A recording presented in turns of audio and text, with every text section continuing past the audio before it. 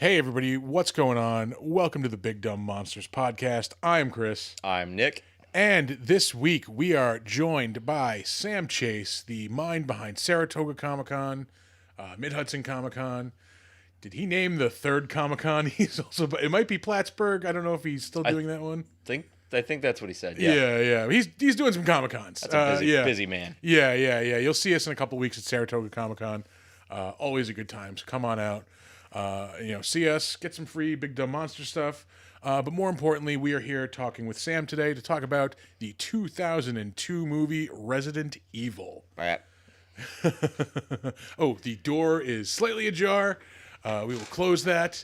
And you know what? We will close the door on this intro right after that. So I hope you enjoy it. Wow. Yeah, that is what we call showmanship in this business. Hope you enjoy. We're talking Resident Evil with us. And again, come out in a couple weeks. See us at Saratoga Comic Con. Enjoy the show.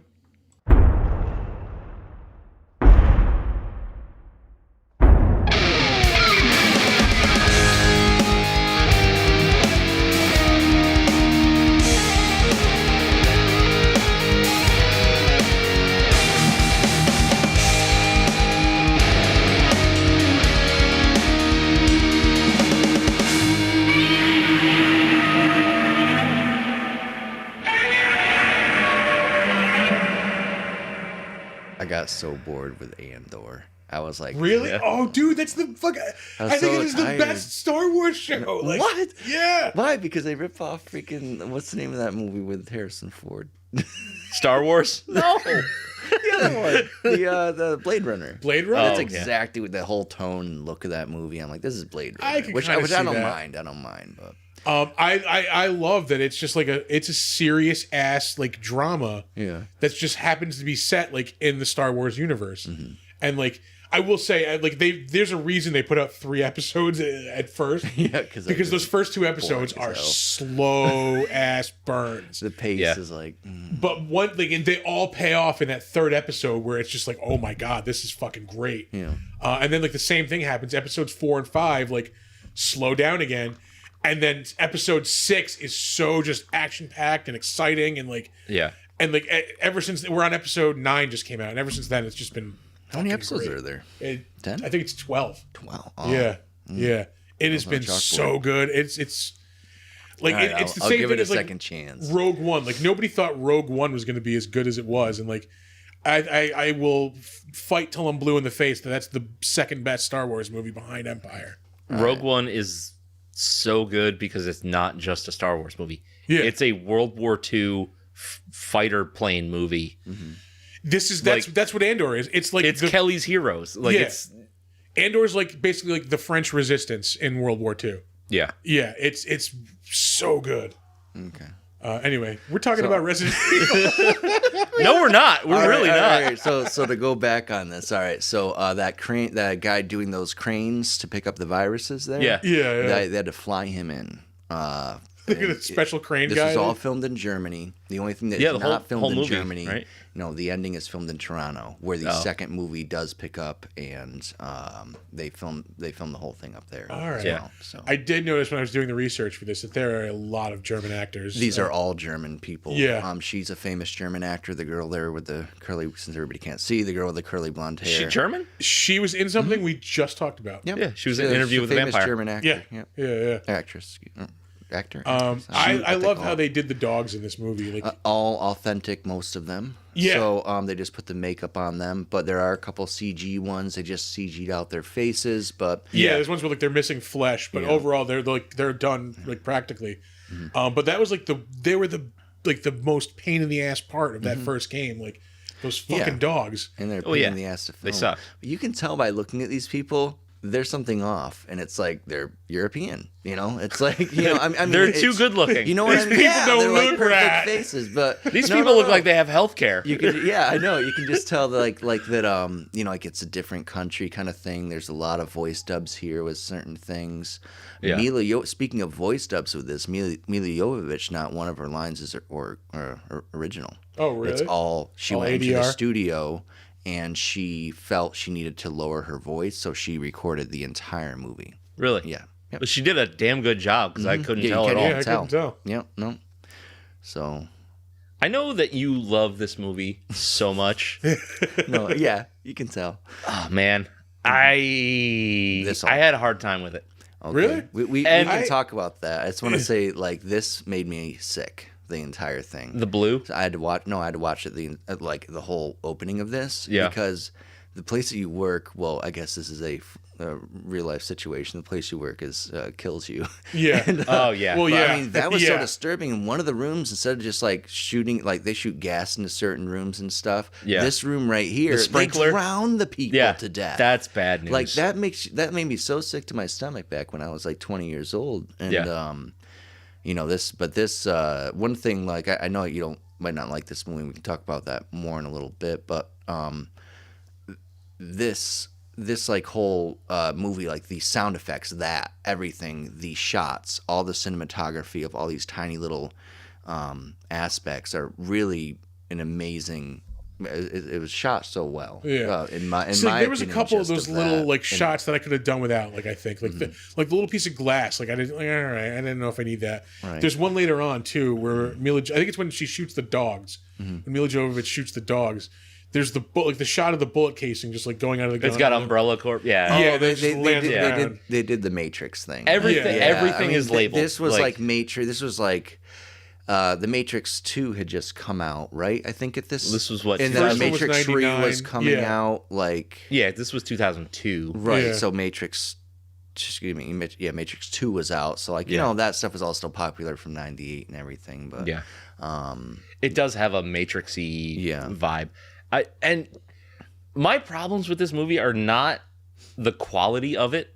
Although, like, some of the CGs are like really Yeah. fucking bad, Some of especially it- for That is 2002. one of my gripes. some of it's dated, some of it's not. Some of it's like You're right, like, and some of it mixes, does look and it's good. like I hate that part when the liquor comes on out. Yeah. It I'm almost like, looks like stop no. motion animation. It's like it's that bad. Yeah. But then you see him and like when he's like in other parts look really good, and then like as soon as he's like eating things and forming and like the flesh is peeling apart, I'm Yeah. like that doesn't look too bad. Yeah, So, like, when they accent things with CG in this, it's really good. And the practical effects and they were did really, have really good. Yeah, and they did have a live one there when he's in the train. Yeah. Like that was like, Yep. and then that's where, you know, that's why why Lord of the Rings holds up, because they do a lot of practical. Yeah. And all that practical. Yep. Really. That's why The Hobbit didn't look as good.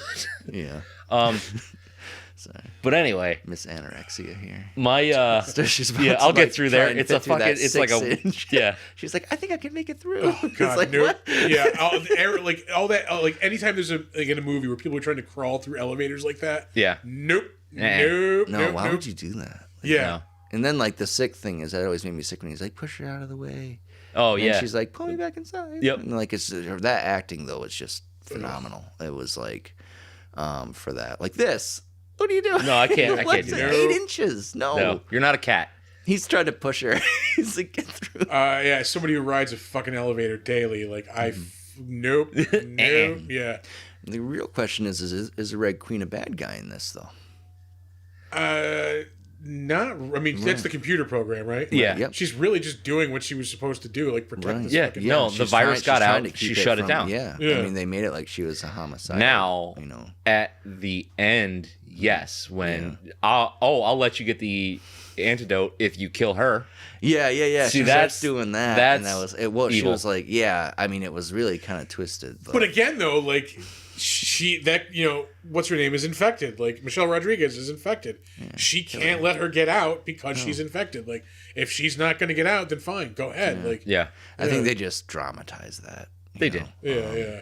But like all these shots are just see how the camera's tilting and she's in the bathtub here. I gotta explain it for the fans. So you know, Hey, folks at home. Break it down for the Simps. all this kind of stuff, slow, and then the color, and then the floor tiles, everything looking like the mansion from the first game, giving you that feel. Yeah. I think this was a when you see the outside shot, it is a mansion in Germany. But here's where my gripe is. You've got this series of games which are survival, horror, gritty, everything's dark. This is a slick, action-packed sci-fi flick. Yeah. And I'd say more about the second one, but it stands on its own. Yeah. But to try to tie it into the series of the video games, it's just like it's meant to be zero.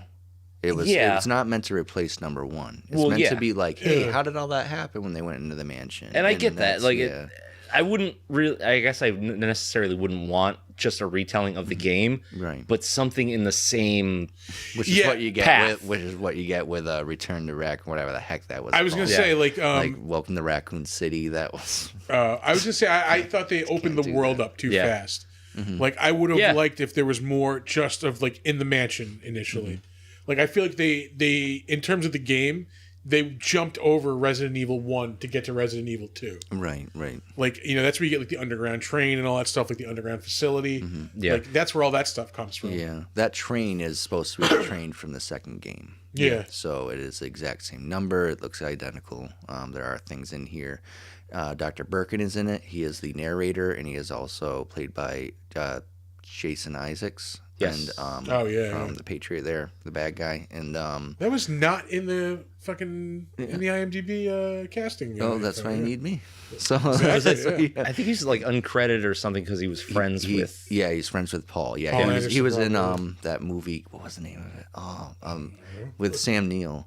And Paul Anderson directed it. It was like Event Horizon. Event Horizon. Yeah. So he was in that. And I love that movie. That is a great movie. Paul says like what a pussy he is because he's he says he's like such a whining, crying person all the time. Like I don't want to do that. Oh really? The action. I don't really like that. And like Paul hates that. Hold on a second. Alexa, get ready to podcast. Much better. Yeah. All right. Yeah. Except for that light. Yeah, I gotta get that back onto the app and like reprogrammed. So here's Alice. Obviously, we've already seen her. But this was all the reason her name is Alice. Well, a few different reasons. Because this is an allegory for Alice in Wonderland. Alice in Wonderland, and they cut everything out. It's the Red Queen, bro. Yeah, like the guy who's always like, we're running out of time, always looking at his watch. He represents the rabbit. Michelle Rodriguez represents Tweedledee. Her friend there, JD, represents Tweedledum because of, he gets the door open. Then we'll talk about that when that comes up. The zombies pull him on in. Yep. So like, there's all these different references to that. The Red Queen. I mean, there was actually the White Queen was written in as well. But then that was erased out, and then the White Queen ends up in the third movie, Extinction. So, all right. Yep. See, I'm helping. Was that part of the George Romero script? No, because I think that was George Romero little was truer to the video games. I think when the door opens up, that was a complete ripoff of. George that was Day of the Dead. Yeah. So that was. Am I correct on my directors?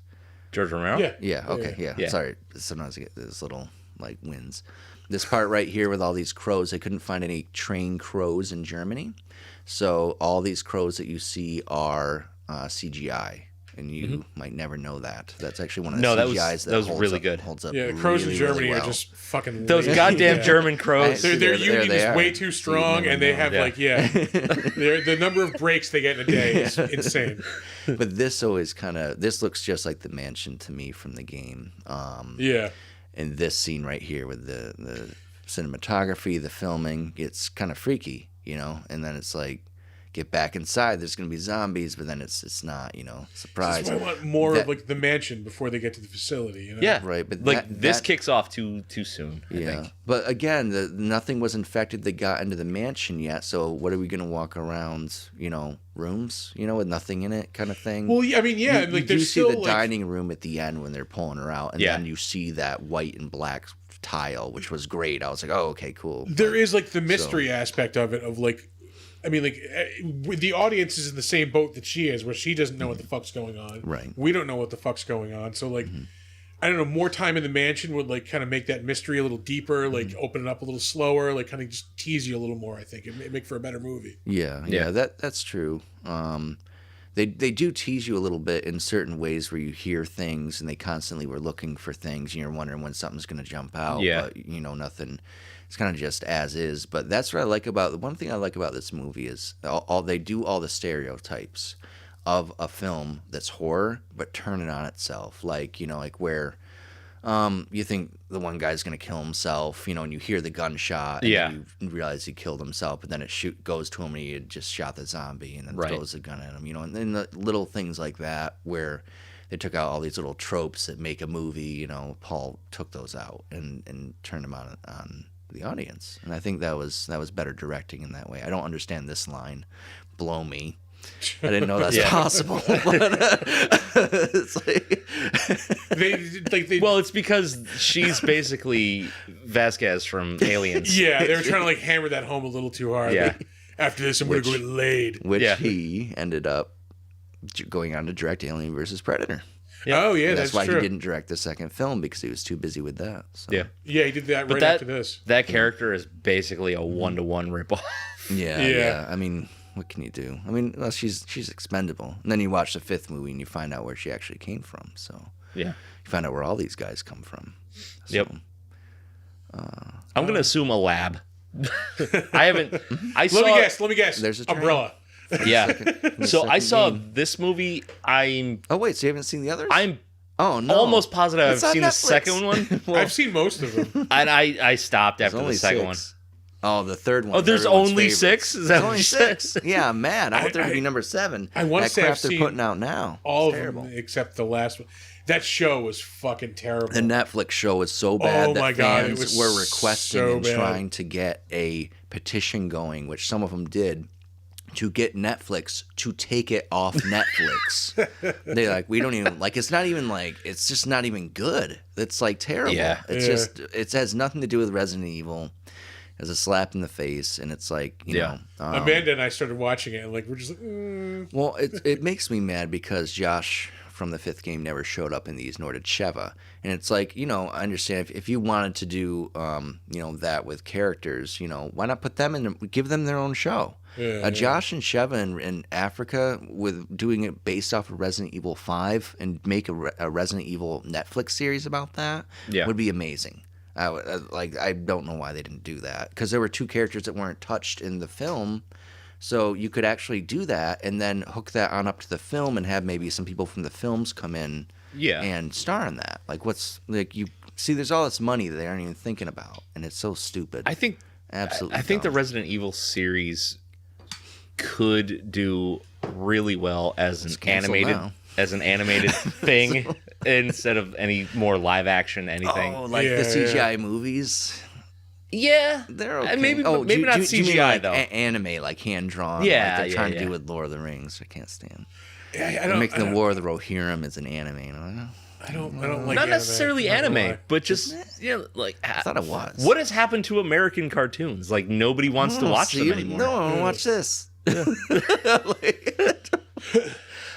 Speaking of that, you see the logos on there? Paul had to sneak all those Umbrella logos in there because Sony didn't want them. So they would just sneak them into shots. Umbrella logos? Why? Yeah, they just didn't want it all over. They thought it was campy or whatever thought. But it is. Yeah, so it's they just so Paul would have to sneak it in on the boxes when they're doing side views and everything like that, and Mila's ring doesn't. I don't think it has a logo on it. I think No, it just says property of Umbrella. Yeah, right. Which is that's too much. Mm-hmm. The bullet casings, that's too much. And they hated him. Not JD or her. That guy. Yeah. He was a real jerk on set. Oh, not Thomas Jane? Yeah, not Thomas Jane. Yeah, he was in Persuasion, this guy. Not the new one on Netflix, but the older one. And Mila hated him, too. And, I guess I'll talk about the end a little bit, but when she hits him in the head with the axe, she really did that. And... and it cuts away, but you can actually cut his head off. Yeah, partially see it where she turns it on its side and hits him in the head really, really hard. and she's like, "Oh, it was really light." And Michelle Rodriguez was like, "No, it wasn't. It was that's hard plastic. I was playing with that thing, and you hit it as hard as you could in the head with that." Well, if he deserved it, he deserved it. Yeah, I do like her. I do like that. The medic. Yeah. And then it's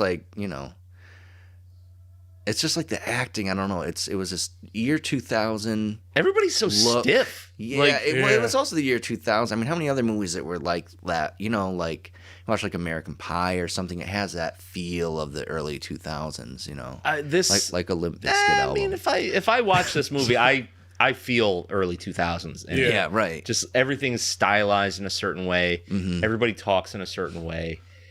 Everything is there's up to date, I guess. Everything is like, I don't know. It's just this little German hair. Okay, so these two guys, the ones that don't really talk too much, well, they talk a little bit, but they're stunt actors. The blonde-haired guy and the other one, I think. Hold on a second. I think this is the scene where they go up to open the door, and the security panel is a fucking blood glucose meter glued to the wall. Yeah, 100%. Yeah. All these electronics were all made in Germany. Everything was produced right in Germany. So no, this is not it. No, you're thinking of the tracker when they put it on the wall. No, right here, where they need to get in with the power tool. I thought it was and she randomly has a giant power tool. No, it's something like on the wall. It was straight up a blood glucose meter. Yeah. It's once they get to the end of that hallway with the lasers, yes, that's they where it was. Stick it to the wall. Yeah. When they get to the Red Queen and the thing starts going around, that's actually a disco light. So when we get I believe that, it. Yeah. Oh yeah. And so, is this the part? Oh no, it's not. Shirley ran it. Sorry, we talked about how like the like when they do the practical effects in this, they're pretty good. Yeah. The CGI is CGI is okay. No, it's not. It's some okay. of it. I mean, here's the thing. This very 2000s, but it was just a map. Yeah, and, no, I can live with this. Yeah, I can live with this. I mean, early 2000s. Because what are you gonna do? they're just showing a display of where you are.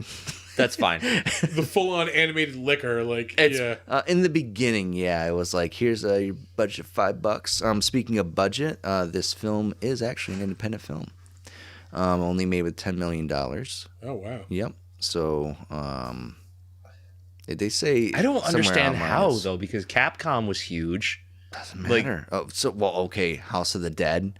That was like a $2 million budget movie. Yeah, but that was these games were huge. Like, that was terrible. Capcom was huge. Like House of the Dead was massive, and it's like, here's your $2 budget. See, there's that thing I was talking about. House of the Dead was U-Bowl, wasn't it? What's that? Yeah, it was U-Bowl, right?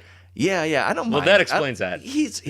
Rampage was good. I didn't hate those movies. But those are his own thing. Like, anytime he... Do you know about all that? Like how he got his money? Well, we shouldn't go into that. That's a whole nother podcast on how he got his money. But it was like funding and grants from like Germany. Not great, yeah. Yeah, and he like got away and he went through the loopholes and like got all his films financed.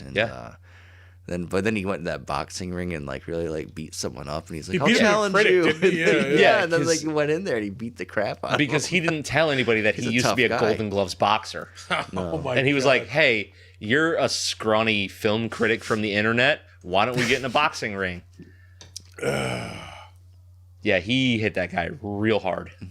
Yeah, I remember that. So in this, as you can see, they tried to keep a lot of doors opening. There are a lot of shots from the game. The way the camera moves at certain things. This mirror on the wall to the right was designed, obviously, in Germany, but it's also a very disturbing mirror. It's mirrors on top of mirrors. Oh, okay. Oh, yep. Placed. Yeah, this hallway scene is fucking brutal. Oh, yeah. I wish this was done with a little more practical effects. Like, oh wait, do you mean the laser tunnel coming? I thought this was. Oh no, this isn't it yet. Okay, we're getting there. No, laser. This was a cool thing where like they're underground and but they put the city in. They make you think it's like a real city, so you don't get freaked out. Because honestly, you're trapped half a mile underground for work every day. Does it make you feel need some faux daylight? That laser. See, there's a mirror. That laser tunnel though. Mm-hmm. I love the laser. I hate the deaths. Yeah. There's something about that, like there's certain things that like slow. You see the wound open and then it slides. I hate it. I hate that so much. And I hate it in everything it's in. What I liked about it here though, like when they show what's his name, the captain there. Yeah. As he's like standing there, you just see like the whites in his eyes like slowly dripping down before it falls. Like So you see the difference there? Yeah. CGI, like all but that. like as he's standing there, like I said, you see the white just slowly dripping That down. disturbed me. Yeah. That made really, me really sick. But crazy thing is when we get to that part, when you see him fall apart, all the stuff in the reflection was practical, but the rest of it was CGI. They actually did have a thing with these things in there, and they pulled them out, and everything fell apart. So that part that I want to see, damn. Like that's and then my other gripe about that of. scene It's in the was making like of. So when they go into the DVD. tunnel, like this dude was literally just like julienne like a potato. Like there should be blood and guts like everywhere in that tunnel. And you see all this water spraying out. Now notice like that filthy, disgusting water. Right. Yeah. It's actually was tea. So it was freezing cold, but it was tea. That's how they made it look like that. They're steeping the actors in it. And another great directing decision is you only see him hit the thing once, and then there's all these holes in it. So now you can figure out with your own mind that he actually did try to keep it going and didn't get anywhere. Yeah. So that's just another thing we don't need to see. This actually scared me. You're really? At the first time, yeah, man. You're sitting there watching it. You don't know anything. I think this was one of my first horror movies. Oh, I never watched horror as a kid. Wasn't allowed to. And then that's the difference. Yeah, but that did scare me there. And I think Chris, a dummy. I think Chris, but definitely I grew up on horror. Oh yeah, like I didn't. Yeah, I wasn't allowed. But the this is a dummy, but it's also the director or the producer's sister. Okay. And when it becomes real, obviously they made a model of her, but it is her, and you see her again at the end. She bites that guy. So, let's see any other. Let's talk about this. Nice flashing editing during the sex scene. It's okay. There's way more nudity in this movie than I remembered. Yeah. I remembered seeing her boobs frontal. a little bit. Yeah. Not back front or not back frontal, not backside, but none of that back full front. frontal. None of that back That's front. what you got to copyright that. You Back know, frontal. front butt. Copyright that. See, just stuff like this, like he's hearing things. And it's the zombies, and he's hearing it through the vents, and then it's just those little tiny things that, like, you know, then, like, they say something to him, and, right here, and then looks back and can't hear it anymore. I don't know. It's those kind of things that just, like, keep you intrigued into this movie, and... All right, let's try to throw some ratings on this. Oh, okay. I have a feeling I know what you're going to say. Yeah, I think we know Sam's rating. Oh. I have a feeling. It's wait, what are we rating it on? 1 to 10. Like 1 to 10. 10? Like, yeah. Probably a 2. Yeah? No. All right, so, by the way, really quick, here's the real person, so... Yep. Yeah. I did like this. Like, yeah. At least they're using practical with CG. So Yeah. That looks like it was filmed in reverse. the CG was the eyes. Yeah, the CG was the eyes, but the hand was also, like... Yeah. I'm not sure if that was a post shot on a blue screen or what, but... I mean, that could have just been her throwing her hand up. It looks like it was shot in reverse. Like she had her hand there first. Oh, yeah. Super, yeah. And then pulled it away. And then actually, you know what? Yeah, that might have been it. Mm-hmm. Okay, so if I got to rate this movie... But you know, when was the last time we saw it, though? This afternoon. Oh, really? With him? No. we have the ability to watch the movie separately, Sam. I have so much to say before we rate a lot of you this. can still say it. A lot of this was this looks like Alien. Practical, and some of it was just cardboard, like all that in the back, cardboard. I believe cardboard it. In the Yeah. back. Yep. But you can't tell. That's how you do it with a budget. You make it look good enough. Mm-hmm. Make it look good up front. Yeah. Focus in the front. Yep. But they had to keep running around to the same spots and all that. And but like I don't find this bad. Like I mean, we never see how the monsters are really created, and so now we finally see it. Yeah. Now they did mean to run into, but due to budget reasons, they didn't mean to run into the tyrant in this. But you don't see him until the third film. So he was supposed to be in here. It was written in. That was for budget reasons, they couldn't do it. That was a gripe I had about the liquor. Instead of having him turn into like a giant dog, like why not have him turn into a tyrant? Like that would have been cool. They are from bunnies, so that's where they come from. All right. Just some little game facts there. All right. Rating. Back to the rating. Okay, so I'm gonna rate it. That looks good. This does look good because it's practical. That's great. Yeah. It's practical needs to be in movies, especially with shit like that. Which is what we were talking about in Lord of the Rings. There's so much practical. Yeah. Yeah. Go ahead. This is like a 5.5 for me, dog. Okay, that's good. Yeah. That's good though. Yeah, I don't. Yeah. It's acceptable. I thought you were gonna say like 1 or 2. And I can't no. stand those fan We've boys. seen It's movies that are like 1s and 2s. Yeah, this is not like it. Jesus Christ, Vampire Hunter. No, like Deathbed, the bed that eats. You've got. Did we give that Jesus a 1? Christ, That got a 1. You gotta watch Jesus Christ, Vampire Hunter, man. Yeah. Oh man, it is rough. I'll watch it. All right. I'm higher than you, but I'm still in that same ballpark. Mila was pissed that they CG'd her boobs so big. Because they did. They went and CG'd them like for that shot. And shots like this, I like. It went into CG, and now it's going through these types of shots, running shots here. I am gonna I'm gonna go with a 6, straight 6 on this. All yeah. right. Because it's definitely like anything I can rewatch is above 5. I can definitely rewatch this. I would watch this again. There are like things I liked about it. It had potential, but yeah, like the CGI, brings it down. When it's bad, it's fucking bad. Yeah. So I will give this movie like a 9.1, and where that 0.9% is missing is I would have liked to see some kind of video game characters besides like 2. Yeah, there's villains, right? Yeah. I know where he was going with this, but I still would have liked, like, at the end they could have said Dr. Birkin when he was in the lab. Come on, man, and that was just some nonsense. So they could have said that, but this part right here where they're walking down the tunnel is so freaky. When that light turns on, it was like, what's going to happen next in this? Like, because you're waiting, and we're waiting for the death over and over. It's like, okay, when are they going to, like, where's the action? Like, what are they even doing here? And then this is where it starts up, and once they hit this scene, it's all downhill from here with some pretty cool action scenes that I will, when we get to them, I'll show you the ones that the video game ripped off. Actually, the video game rips off that. We want to talk about it now. That's it. That's it. Umbrella Chronicles rips. Oh, that thing. Yeah, it's straight up blood. You can even see where the test strip goes into it. Yeah. Well, this tunnel was ripped off exactly in Resident Evil Umbrella Chronicles. All right. And then it is replicated with orange lasers, and they got the inspiration from this movie See with in the bottom Resident corner, Evil the 4. little slot. Yeah. Wow. No, it is cool. Mm-hmm. It's just not. I'm just giving out y'all the facts. I don't think it's the vibe that I wanted, and I guess it's my fault for going in with expectations. But like this really should have been like a slow paced, like kind of creepy, like horror movie. I think it's slow paced in the beginning.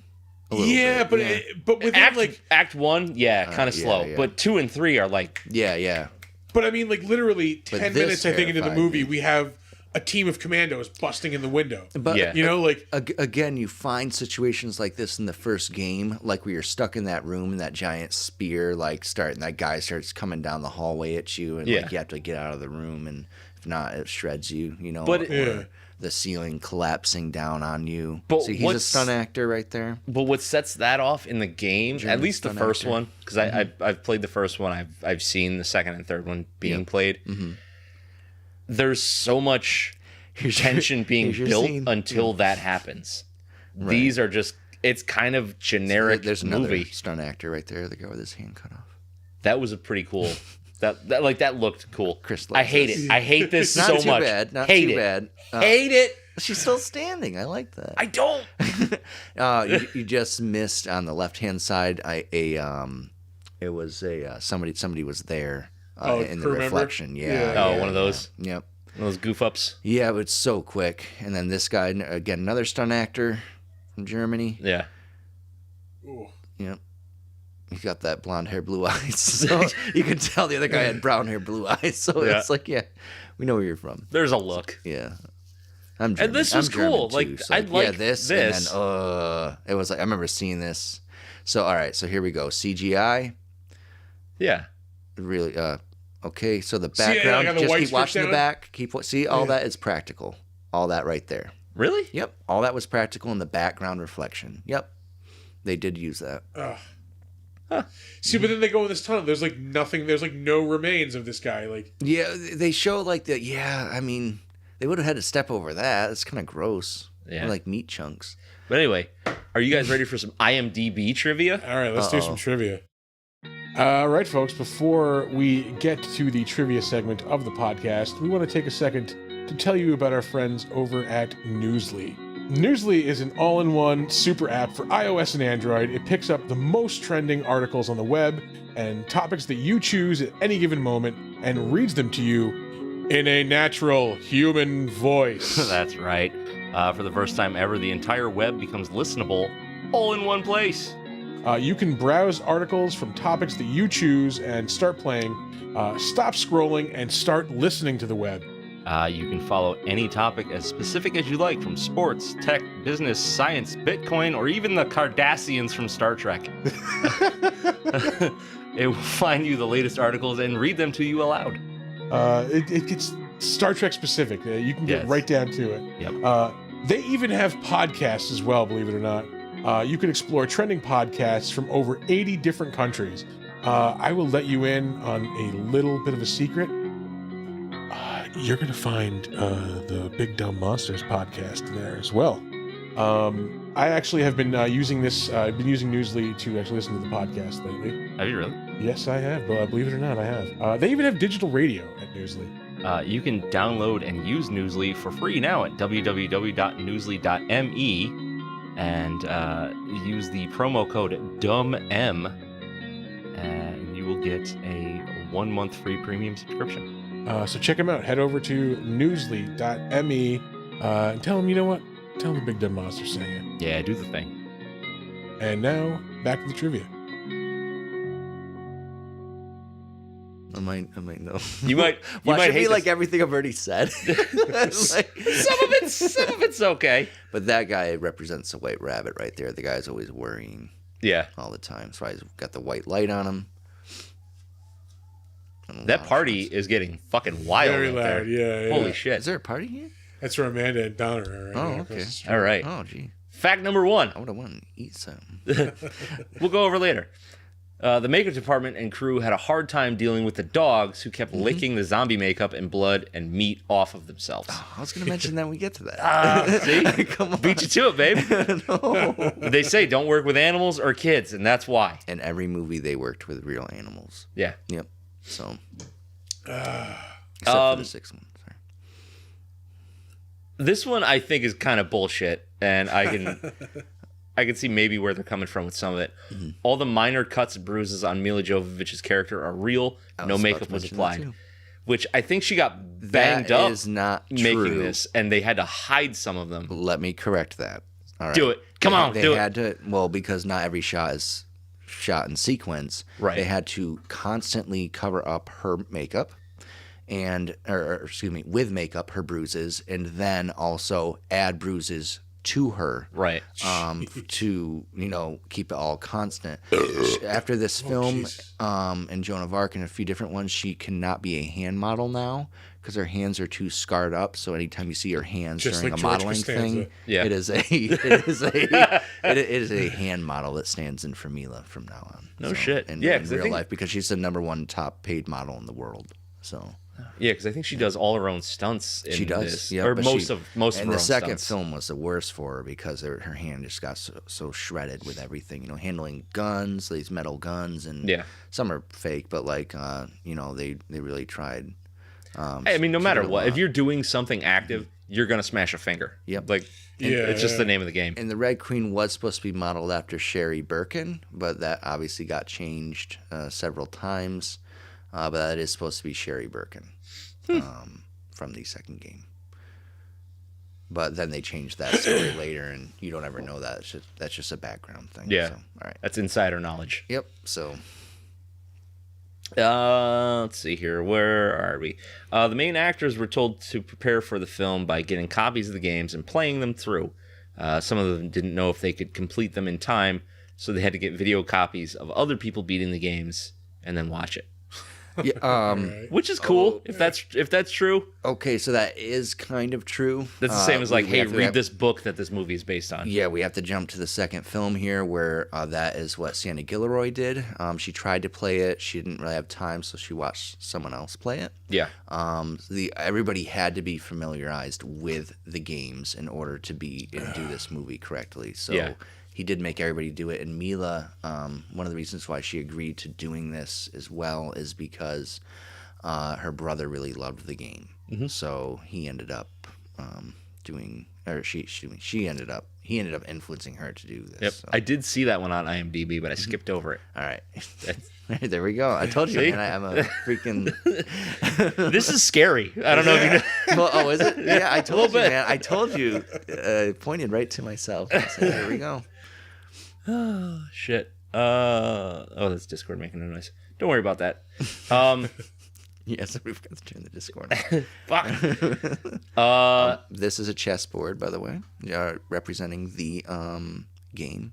We missed it. And that is not Michelle Rodriguez's hand. That's a man's hand. It looked like a man's hand. Yeah, and she was pissed about that. She's like, that is not my hand. Yeah. She's like, so... A funny story, true story. I can always tell when it's Elijah Wood's hands in Lord of the Rings when he's got the ring. Okay. You can always tell because his are the ones with the chewed, nasty, short fingernails. He uses fingernails. Yeah, really bad. Yeah. And then other times you'll see people with like regular human fingernails putting on the ring. Yeah. Not him. Yeah, again, a hand model. They probably had that, probably, I'm going to say, or it was somebody with a really nice hand, but usually you do fly in a hand model. And for things like that on the sets. All zombies, by the way, because I don't want you reading it on there. I'm going to get it before you do. I will beat you at trivia, damn it. Now. I'm going to beat Internet Movie Database. Fuck them. all these zombies had to go to zombie school, and they are all like professional dancers. There we go. Oh man, come on. They're all professional dancers. Yeah, that is correct. And you can tell.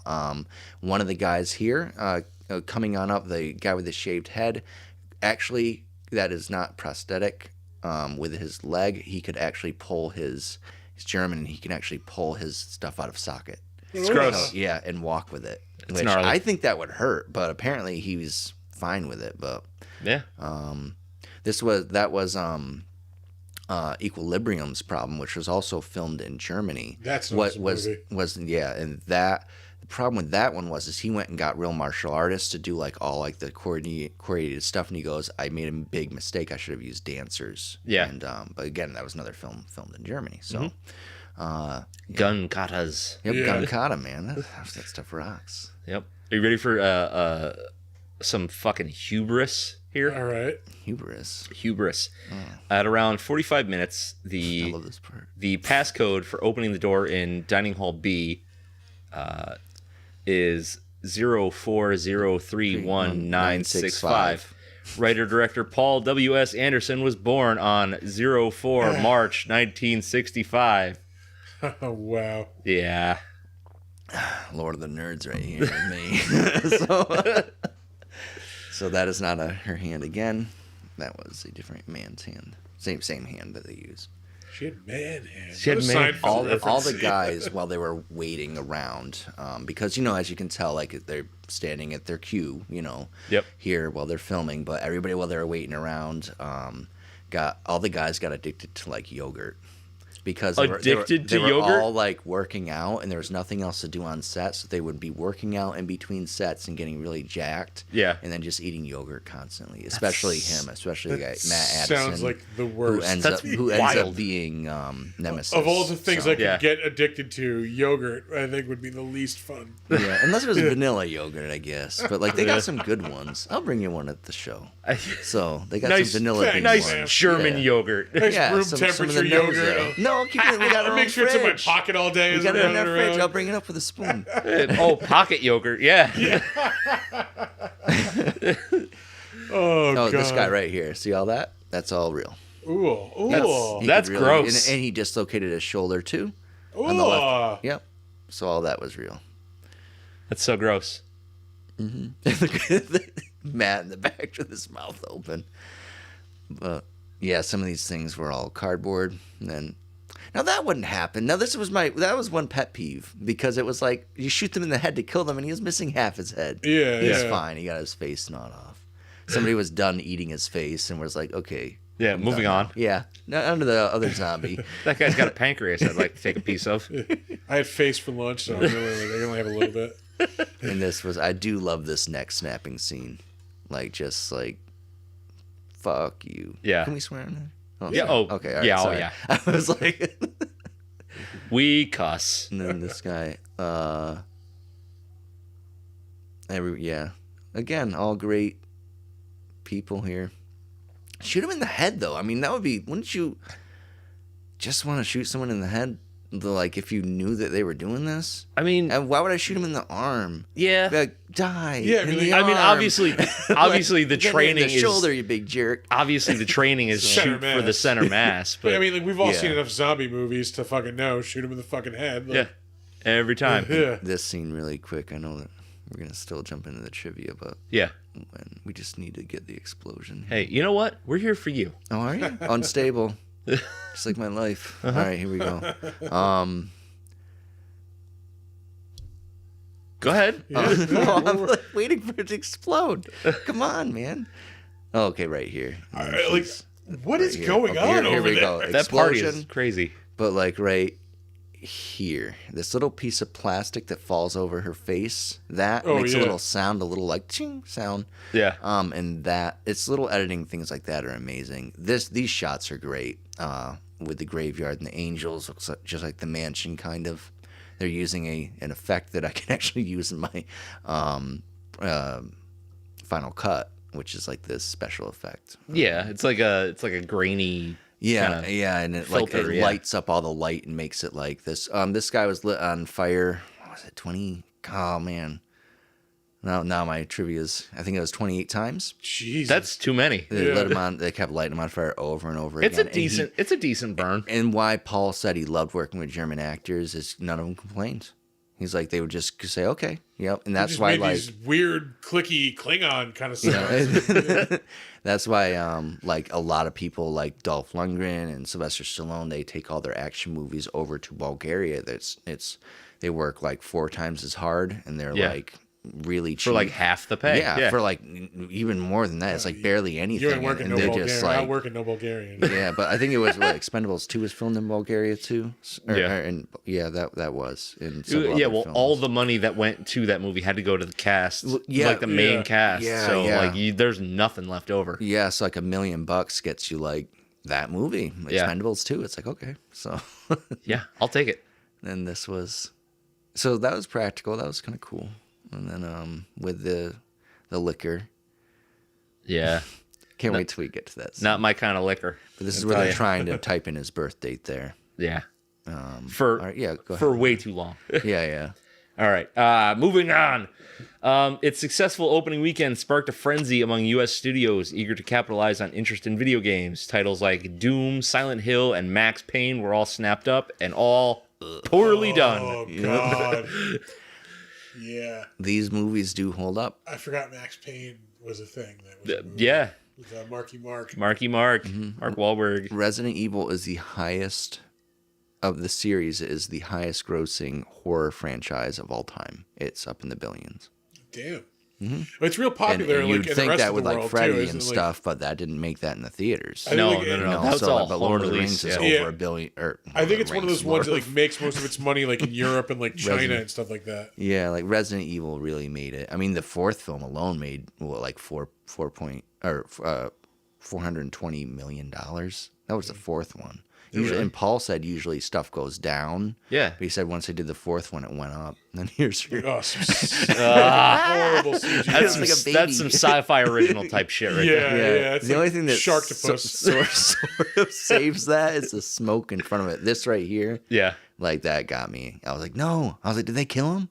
I was so like mad about that. And then because I really liked Matt, but then, man, they stick him in that Nemesis project, which was great because they took. That is what I liked about that is they took something that was like fake, and because nobody knows where Nemesis came from. And Yeah. I was like, okay, cool, I can accept that. That like they put him in the Nemesis project, and like that was. I thought that ending was alright. kind of a cop out because like it's just like a hand of God type of like, all right, all these soldiers show up and that's it. Yeah. And like it just cuts to this thing, like, you Well, know. it wasn't a good thing what they do. Yeah, Like, but still, like, I don't know. I just feel like they just stopped, basically. There was no, like, real. It's Deus Ex budget. Machina. Yeah. Budget, too. You know, it's like you only had 10. This is independent film. There is an alternate cut, and the alternate cut is her showing up 6 months later after Raccoon City and all that stuff, and showing up to an umbrella facility with a gun. It's on the DVD, or you can watch it on YouTube. And it's her, and she pulls up the gun that is the artwork for the one on the cover that's not in this movie at all. Not in the movie at all. Yeah. That makes sense. But this was great with all the dogs. How you saw how they got out. Oh, yeah. And then it's disturbing too, because like you see, like flesh on the doors and stuff. Like they just didn't care. They just like, see that hanging through. there. Yeah, they ripped off the dog's own flesh. That was kind of gross, but Oh, it's super gross. and practical too. I mean, nowadays it'd be like, oh, CG that gore on there. Like have that CG on there. Well, I think filmmakers are starting to come back around to practical. To realize like, oh, my movie from 10 years ago looks like crap. Yeah. Like one of my favorite films, which is I Am Legend, but I try and watch it and it's so hard with the CG. Yeah. So bad. It's like it's as bad as this in parts. Oh yeah. And it's what, like 5 years newer than oh no, this is 2002, 7. So, it would have been 2009, 2010. No, well, December. So it was like going into 2010. Was it? Yeah. So it was like in theaters, and then went from 2009 to 2010. That's another one of those ones where like it's drastically different from the source material. I don't know if you've ever read it. Yeah, I have. Yeah. But the source material is also really disturbing. I Am Legend. Oh, yeah. No, the book is way fucking better. It's not even than the movie. same. And then they have to go to Vermont to be saved at the end. They're No, vampires thanks. in the book. They're vampires. Yeah. And they torment him. Like it's more of like a psychological horror. They like in the only book, tormented him one time in that movie, and I was like, the dog part. I didn't. I want somebody to make dogs. that like the book, the movie. Like that's what I want to see. Not gonna happen. Yeah. Like I don't know. I think you could set it as like a period piece, like in the 50s, like when it was like originally set. You're more apt to get a sequel to the movie than you are an original. Yeah, I mean, like you wouldn't get like a big Hollywood budget, movie of it. Like, no, it'd be a Netflix original. Yeah, yeah. Unfortunately, I thought this was original with the she's getting the flashback scenes about like being a security operative, and then this is another part where you think she's gonna reach down and get that gun, and he's gonna grab her. Big stereotype in films, and. My friend's like, oh, he's going to grab her. He's going to grab her. So stupid. And then that happens. Yeah. And then it was like, so the one guy, in order to get that the dog to jump through, the guy with the dog thing had to go and slam his own face through it so that the dog could see it, so that the dog would jump through. Really? Yep. And some of these dogs are I can't even talk right now. Some of these dogs are CG. Those ones were. Just a couple. The rest were all like that. All that kind of stuff is prosthetic. Yeah. Yep. Here's your part. Ah. Okay, so that wasn't too bad. That looks better than the new movie. Yeah, like I don't need this. But this right there was cool. The sound effect and that little like ting ting. What drives me crazy about that though, it didn't bounce. Yeah, that would bounce. It just hits the ground and then stays there. A magnet, just like when Frodo drops the ring, and it hits the floor. Or no, Bilbo does, and that was a magnet. So. From Lord of the Rings. I don't think it was a magnet. I think it was actually, it was like magnet. It was a magnet. Are you sure? I'm 100%. Look it up. Because I know they made a version of that ring that was like 6 inches across. There was a big one, but in order to get it to when he dropped it for the heavy weight and it hits the floor, that was on a magnet. Oh, okay. I'm telling you, man, it is. Because I thought they dropped the big one and then it just hit. Clunk. Yeah.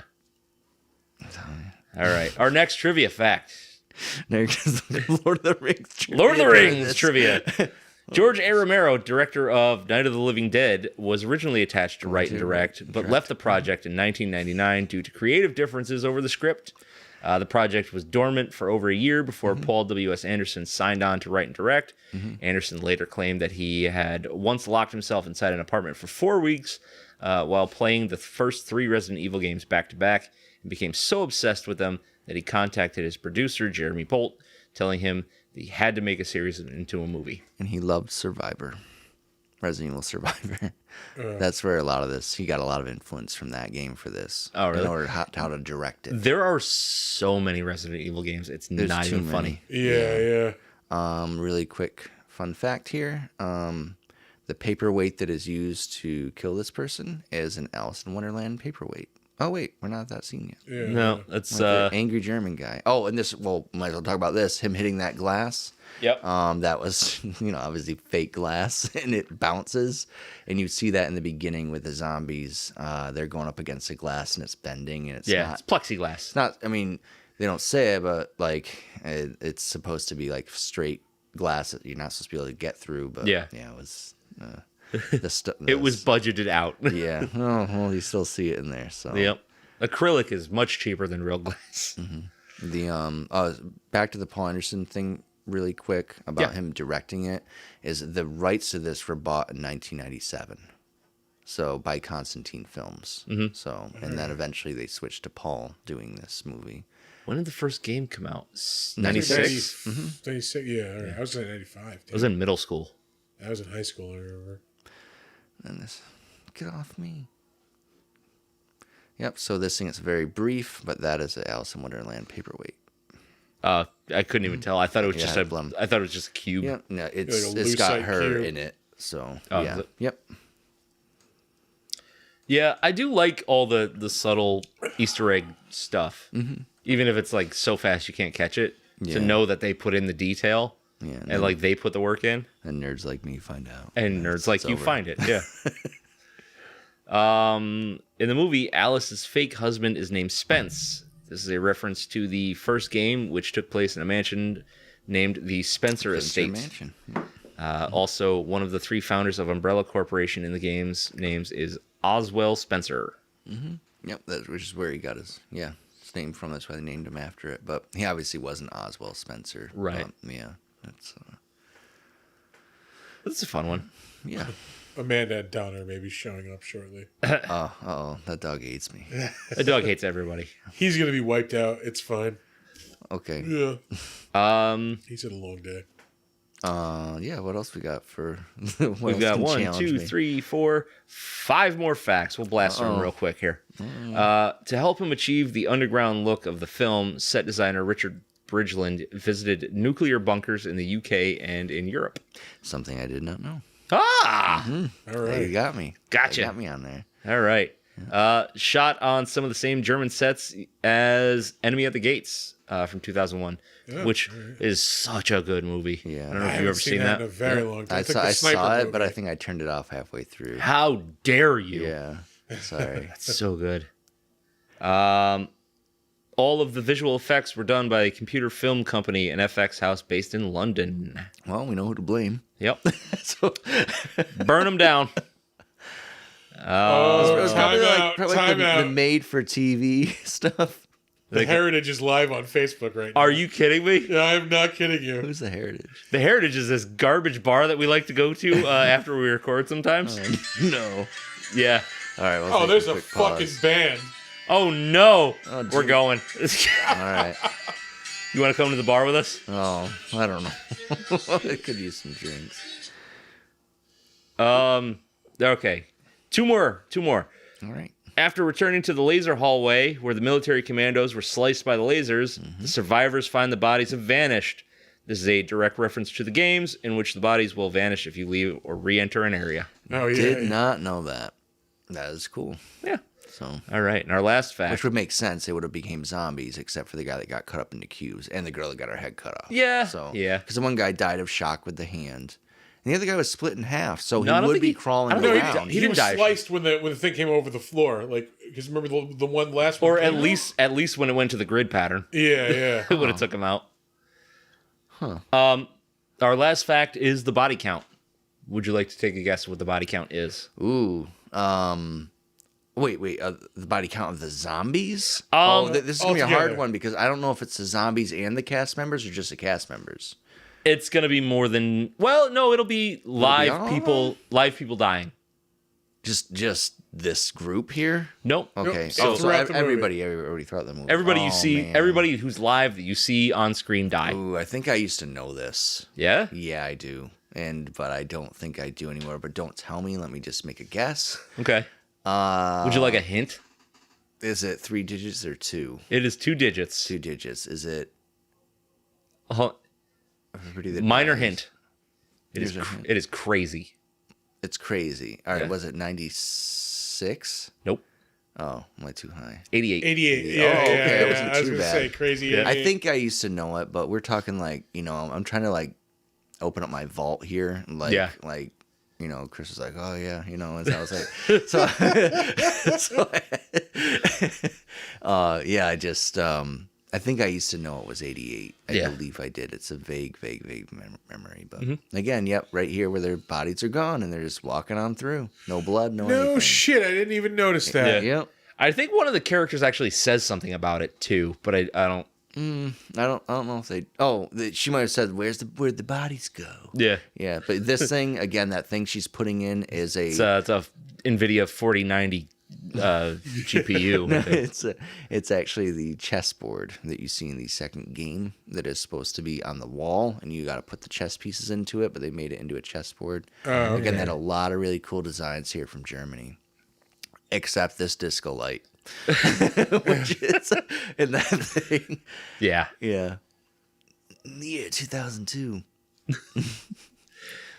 Really pissed off here. She's got a knife on her, never uses it. And you never see them use a knife until the throwing knives, which are lame, but until you see the actual knife from the game, you do not see that till the 6th film, and they actually use it several times. You see Mila use a knife a couple different times, not the ones from the game. It's always just like a regular like military knife or some throwing knives. In one of them, in like the trailer and maybe the cover, But the like it 6th was one, they finally really added. heavy. Her holding a what the hell is that knife called? The one with the really forward curve in it. That was in the Kukri blade. Those like yeah. Where are they from? Like Thailand or something? No, Something they're That from style India. of blade. I That think it's from style of India. blade. Yeah, they used that. That was really good in the 3rd one because she was like slicing their necks. There's like these open. Indian commandos that use those. I think they're from India. They're or the Gurkha. Pakistan. Yeah. The Gurkha, You can totally tell that like freaking they ripped off. In Resident Evil, that movie. Who's that? Zack Snyder. He made that Netflix zombie show that's out in Las Vegas. Army of the Dead, yeah. They ripped off Resident Evil 3. It's identical. Is it really? Go and watch it. It should be on Netflix or some kind of Yeah, it's streaming on service. I know like 1, 2, and 5 are on Netflix right now. I don't know where 3 would be, but just watch it and you'll be like, this is identical. Like, Really? Yeah, to like really. I mean, really you ripped can it only off. do so much with a giant horde of zombies. Like, Yeah, but also like in the desert in Las Vegas, it was like, well, they already did this, and everybody was commenting like, "This is Resident Evil. Didn't they already know this film?" So, but I do like Army of the Dead though. I will say I'm a sucker for that movie. I'm not a Zack Snyder fan though. Not that I hate him. It's just like I try and watch his stuff, and it's like Zach, what are you doing? The Zack Snyder hype train aside, he's made some fucking good movies. Don't say 300. I will call say it that was good at the 3000, time. That though. movie has not aged well. I saw it in theater and I loved it. Did you? Yeah. All right. Because The book is awesome. I was a huge Frank Miller fan at the time. I like Frank Miller. I mean, Yeah.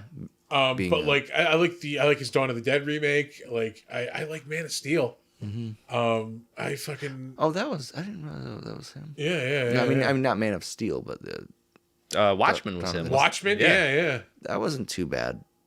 I love the movie. Writer of X-Men 1 and 2. I never watched the show. The Watchmen I hated show. Sucker Punch though. I will say that. Fuck you. I love it. I fucking hate that movie. I love it. It's so just bad. it's just eye candy, and that's all it's supposed to be. The writer of Watchmen was the same as X-Men 1 and 2. It is also the voice of Solid Snake, David Hayter. Oh, Was it really? Fun fact, yep. Huh. Who we might have to Saratoga Comic Con soon. Oh, No that'd shit. be awesome. Yeah, I have some other voice actors coming, so Nice. yeah, I'll mention them at some point. Heavy Maybe we should just heavy spoil hitters it. of We that got- yeah. caliber. Yeah, That's like 2 segments away. especially We'll get in there. We'll get November 2023. Save it for the end of the show. I'm just getting everybody. We have a structure, damn it. I know. I'm just saying. Just giving everybody a heads up. I wasn't going to talk about it. in this. I do like Michelle Rodriguez. Yeah. How do they get their hands through there? Uh, Okay, right here. Zombies. All this fight scene with her was what Resident Evil Dark Side Chronicles ripped off for their opening with Jill in Resident Evil 3 during that. It's kind of like a rail shooter, but this part right here is where Jill gets stuck and she can't kill the zombie, and the zombie just tries to like eat her. And it's known as like the zombie eating Jill Valentine out, and everybody laughs at it. But she's supposed to snap his neck. But yeah, What was the games took that from the movie. What was the Resident Evil first-person shooter? Survivor. That's right. And Survivor for the PlayStation 1, and then the rail shooter, which was like where it kept going and going, like House of the Dead. Yeah. Not the movie.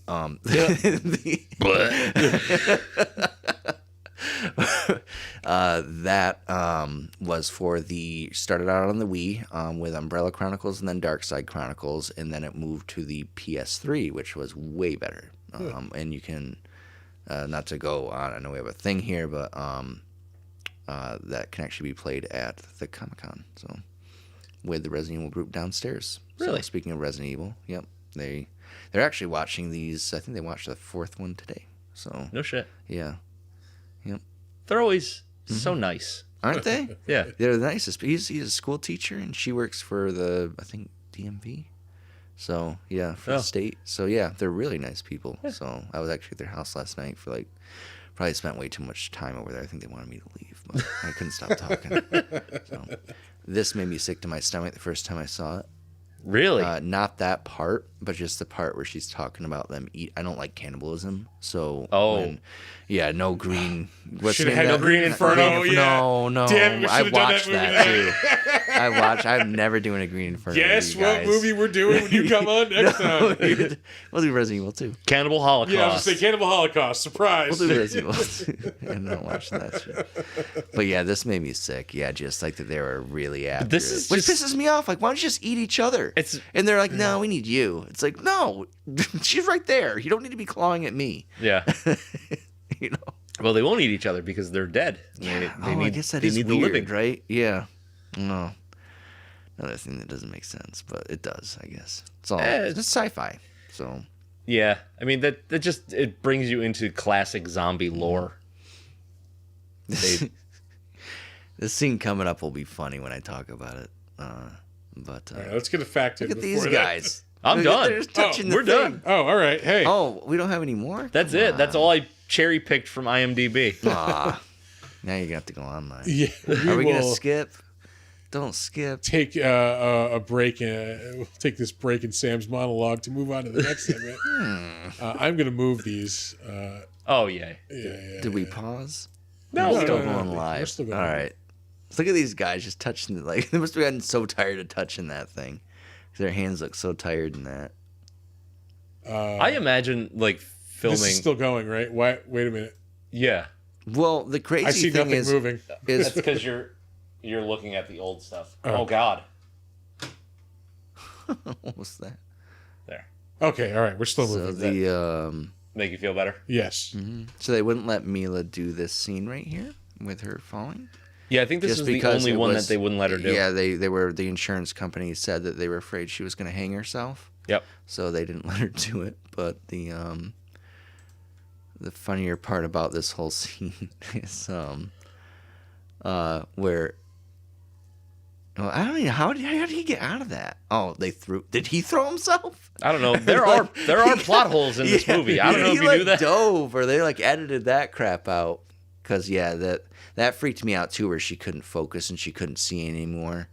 Because I didn't really want her to die. You know, I kind of liked her. She was kind of cool. Great character. Yeah, I just didn't want her to die, and it was like I didn't really want anybody of these people to die. Well, I mean that's I like, that's just I like filmmaking action 101. films, you know, and Yeah. Michael Bay and certain films. I do like action films, but He's got to be one of the best action film directors of all time, though. Just like he's these definitely live one of the explosions. well-known ones for Yeah. action movies. Well, 13 hours was good. It was more of I a never saw that slower one. paced. It was good. It's on YouTube if you got YouTube Premium like I do. 'Cause I can't stand those commercials. Anyway. Yeah, I deal with it. No, I Nah. can't. No, man. Once you have it, like a cell phone. Yeah. Once you have it, you can't not have it. Well, And it's once you like- get YouTube Premium, you can not have it. Because Like, I pay you for a got- Spotify subscription, Yeah. and Okay. I can't deal with not having a Spotify subscription. YouTube is Yeah. gonna be the same, and it's gonna be crazy. But this was funny. Where like Mila was like, "We have to go get him," and then she's like, "We cut this rope, and then we throw it on over to him." And she said that was like on the fly, but then like during the commentary, she's like, "How does that make any sense? Like, we're supposed to throw it to him, and he's supposed to shimmy across the zombies, like over like." But this was another scene right here where it was like, you think he's gonna kill himself, and then right there, you Kind of hear, a like, nod to Dawn of the Dead, the end of Dawn of the Dead. Yep. and then you realize he didn't kill himself. He shot the zombie. Where it's the same thing. He I puts would've the gun kept in his that mouth, thing. like, Yeah. and then decides not to kill himself. All right, let me wrest control of the show back from Sam. Okay, I'm sorry. Moving on. The man is passionate. Sam, I'm talking, damn it. Anyway, we'll start off with director Paul W.S. Anderson. Not to be confused with Paul Thomas Anderson. Mr. Mila Jovovich. Yeah. Anyway, he still obviously directing stuff. Laughing at Chris. Still obviously directing stuff. He is directing currently. It's coming. Well, it's out already. Shit, I didn't know that. But there's a Mimic TV series, which Is that like of the movie Mimic? I'm guessing so. Let's see. He I don't, directed because it? I don't want that. Yeah. Yeah, Jim, sure shit is. Oh, I wonder if it's good though. Is it on streaming service? Because It's gotta it be might on, like, say Sci-Fi or TV, but something. like it could be on like Amazon or something. I'm gonna say it's got to be on like Sci-Fi, Miramax Television. Speaking of Paul, he is the husband of Mila Jovovich. Yes. Yeah. And they fell in love because.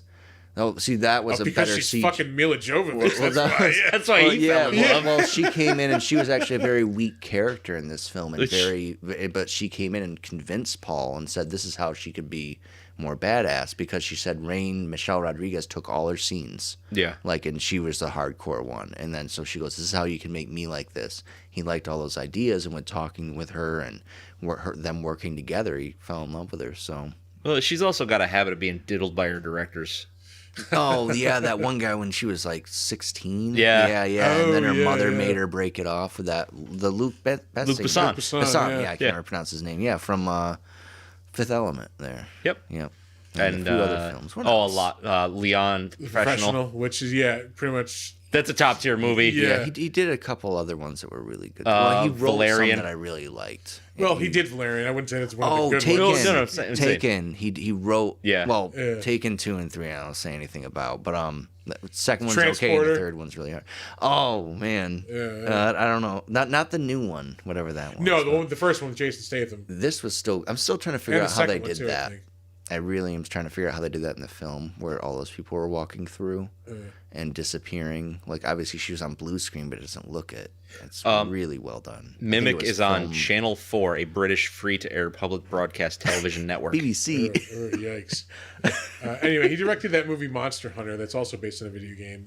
2020. Did not see it. Also Heard it starring. was terrible. Yeah, also starring Mila Jovovich. Yep, the cinematography was great in CGI. But otherwise, I did not like the ending. Yeah, he directed a bunch of these movies. There's only He like directed maybe one that he didn't. 2. Oh, okay. The third one is directed by the director of Highlander. Oh, really? Yeah, and then he went on to direct Scorpion King 2, which is known as one of the worst films. Talk about bad CGI. Wasn't great. It was so bad that the scorpion at the end just wasn't. They ran out of budgets. They couldn't film it, so Yep. they just had her fight an invisible scorpion. God. Like it didn't exist. He directed Mortal Kombat. he directed Yeah. the first Mortal Kombat The first movie, one. 1985. Not the new one. That's oh, like God. I know it's not a good movie, but god damn it, I It's love fun. that movie. I don't know if I would. That's classic. Yeah. I think Mortal Kombat 1. It's not good, but it's got charm. Yeah, I don't know. it's fun. It's enjoyable. Like It's I okay. It's remember very seeing it in the goddamn 1995. I theater. think we can Yeah. all agree on it's very 1995. yeah, for sure. But better than Tank Girl, maybe. I don't know. Whoa, I don't whoa, know. whoa, Where are we no, going no, with no, this? no. I don't know. It's gonna come to blows here, Sam. Anyway, I like Tank Girl. I'm just saying. love Tank Girl. I think like it was groundbreaking that like all that CG in 1995 he was using. It was like, wow. I was like, this is like not bad. Yeah, all that watching it's like, oh, all that Lori Petty, all that iced tea. Come on. oh no, I was talking about Resident Evil. Oh Yeah, no, the other one was all prosthetics there. Yeah. With like the Candyman was in that, right? Doing the kangaroos. No, he wasn't in it. Tony Todd. Tony Todd, wasn't he one of them? I don't think so. Wasn't he the one that dies? Yeah, wasn't that Tony Todd? Or no? I don't know. It had to have If been. that's true, this is gonna blow my mind right now. Maybe I'm wrong. I'm gonna look Prove into this. me wrong, please. 'Cause Anyway, now I feel speaking of bad. Paul W.S. Anderson, This show is going to pieces. Really quick, that little. I know. I'm sorry. I'm a nerd. That device, Mila. Well, then I'll stop. That device he's holding. Mila did say in the commentary 20 years ago. She said, "In 10 years, that will look so outdated." yeah, and it does. Yeah, and it does. So, all right, go ahead. All right. I'll allow you to go on with your own show. There we go. There's the cursor. All right. Aside from the Resident Evil movies, he directed Pompeii in 2014. Great 3D movie, terrible movie. Directed a version of Three Musketeers. In Oh, 2011. no. I think Mila Jovovich She was in that too. Yeah, that was terrible. He did the remake of Death $5 Race in million. 2008. Not Was bad. that the one with Jason Statham? Yeah, that Yeah. wasn't that Not bad. terrible. Yeah. No, that was really decent. And all the sequels he wrote and produced. Alien vs. Predator in 2004. He directed Soldier in 1998, which takes place in the Blade Runner universe. Yep. Does Kurt it Russell. really? I did Kurt not Russell know movie. that. Yeah. Wow. And we mentioned earlier Event Horizon in 1987, That was which a is a great movie. fantastic Let me horror just movie. chime in here real quick. Fantastic. Tony Todd is not in Tank Girl, Who but was the guy Iggy that Pop, died? I know Iggy Pop, that. and Doug Jones both are. Doug Jones. I know. Yeah, I know Doug Jones. You might be thinking of Who's the one that died? Reg E. Cathy. Oh, Strange. yeah, It's not my fault they were in makeup. That guy. Yeah. Oh, okay. All right. I've been thinking that this entire time for the past. And then we mentioned the Long 1995 time. 90 years. Mortal Yeah. Kombat. No. Moving on, Mila Jovovich, the star of this movie. You are probably familiar with her from many, many movies. All her husbands. All of her husband's all of her movies. husband's movies. does a lot of probably independent. most famously, The Fifth Element or Dazed and Confused. She's like Sherry Moon Zombie, but good. Or Resident Evil. Yeah, Sherry Moon and that Monsters. Oh God. Anyway, Free too. we liked it. Damn it, we liked it. Oh my. The movie is great. I liked the last quarter of it. It was funny. I liked it, but I don't know. She was in the 2019 Hellboy, which is not a good movie. I can't actually. Oh, the one I'll with tell you Dave guys Harbour? something in private about that afterwards. I cannot mention that on the air. I like really? this. I know Yeah. about certain things. So. She was in both of the Zoolander movies. Yep. Let's see. A lot of independent films. A lot of independence. But one of her greatest independent films was Dummy, with Adrian Brody, and also the guy from Resident Evil 2 is also in that. I don't love Adrian Brody. He's good in this. He's in some good stuff. Yeah. She was in that movie Ultraviolet in 2006. Another Kurt Wimmer film, who directed Equilibrium. All right. She did an episode of King of the Hill in 2002. Zoolander, I mentioned. The Dummy. The Messenger, the Joan of Arc movie, that was 1999. Good movie. Yeah. Wait, The Fifth Element was 98? I thought it was 95. That's the video game. Yeah, I was going to say, there's no way that was 98. It was 97. Oh, I okay, definitely- yeah, I 97. remember All seeing right, that in the yeah, movie I was theater. 14, yeah. I was in high school. Dazed and Confused, I mentioned. She's in Chaplin. Cuffs with Christian Slater. Return to the Blue Lagoon. Yep. She was in an episode of the Ferris Bueller ripoff Parker Lewis Can't Lose on Fox. She was in an episode of Married with Children. I actually remember that one. She's the French exchange student that comes to live with them. Yeah. That was like one of her first roles. Let's see. Moving on. Next up, we have Michelle Rodriguez. Probably most well known from the Fast and Furious movies. SWAT. Yeah, the classic SWAT. I had that on DVD. Yeah. LL Cool J It exists. classic. She is in the upcoming Dungeons and Dragons movie, which I really hope is good. I hope. Is this a sequel? What? Dungeons and Dragons? No, Didn't it's they its already own make thing. one? They Oh. made technically there's 3. But that was the one with like Marlon Wayans or something. The, right? the Or his original brother, one was right? with Marlon Wayans. Yeah. Or no, it wasn't Marlon. No, it was his brother. Yeah. No, it was Marlon. No, it was Wayans. Marlon. Was yeah, it? yeah, it was Marlon. Oh, okay. And then they made and that was terrible. And then they made a sequel to that, which was good, but it was straight to DVD. You can actually get it in a 2-pack. And then Sci-Fi Channel made a third one. It was the Book of Vile Darkness. Oh wait, here's some of the CG from the movie that doesn't look too bad. I like how that had a question mark on it. They were because I'm trying to remember the part. So that doesn't look too bad. That's not- wait, that looks bad. looks bad. Okay, Yeah, that looks bad. terrible. But him coming up close, not too bad. Get And out of then- here! And then much better right here. Get your I glasses. believe that was prescription partially fixed. somebody in a. Sam, I don't No, know that about was- that one, man. See, that looks bad. Yeah, looks like stop motion. Yeah, looks bad. That's But we're blaming England for that. we are. There's another part where it starts forming and it doesn't look too bad. Yeah, like And the then- whole and then fight. when The it- whole fight on the train When was it walks bad. across a wall, or when it shoots through like the window, it's like a real thing. Yeah. And it's like They made just, 2 like, of them. CG'd. There's one for the close-ups and one for the wides. Okay, so this That's real, that's good. real. That doesn't look not too bad. When he grew, that looked decent, but I think your standards are a little lower than mine. I said it looked decent.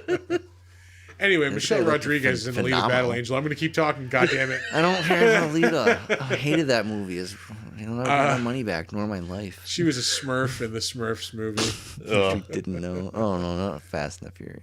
Oh, that's right. She was in the Machete Kills. Yeah, she's in both of the Machete movies. And I think they're still doing a third one. I hope they're doing a third one.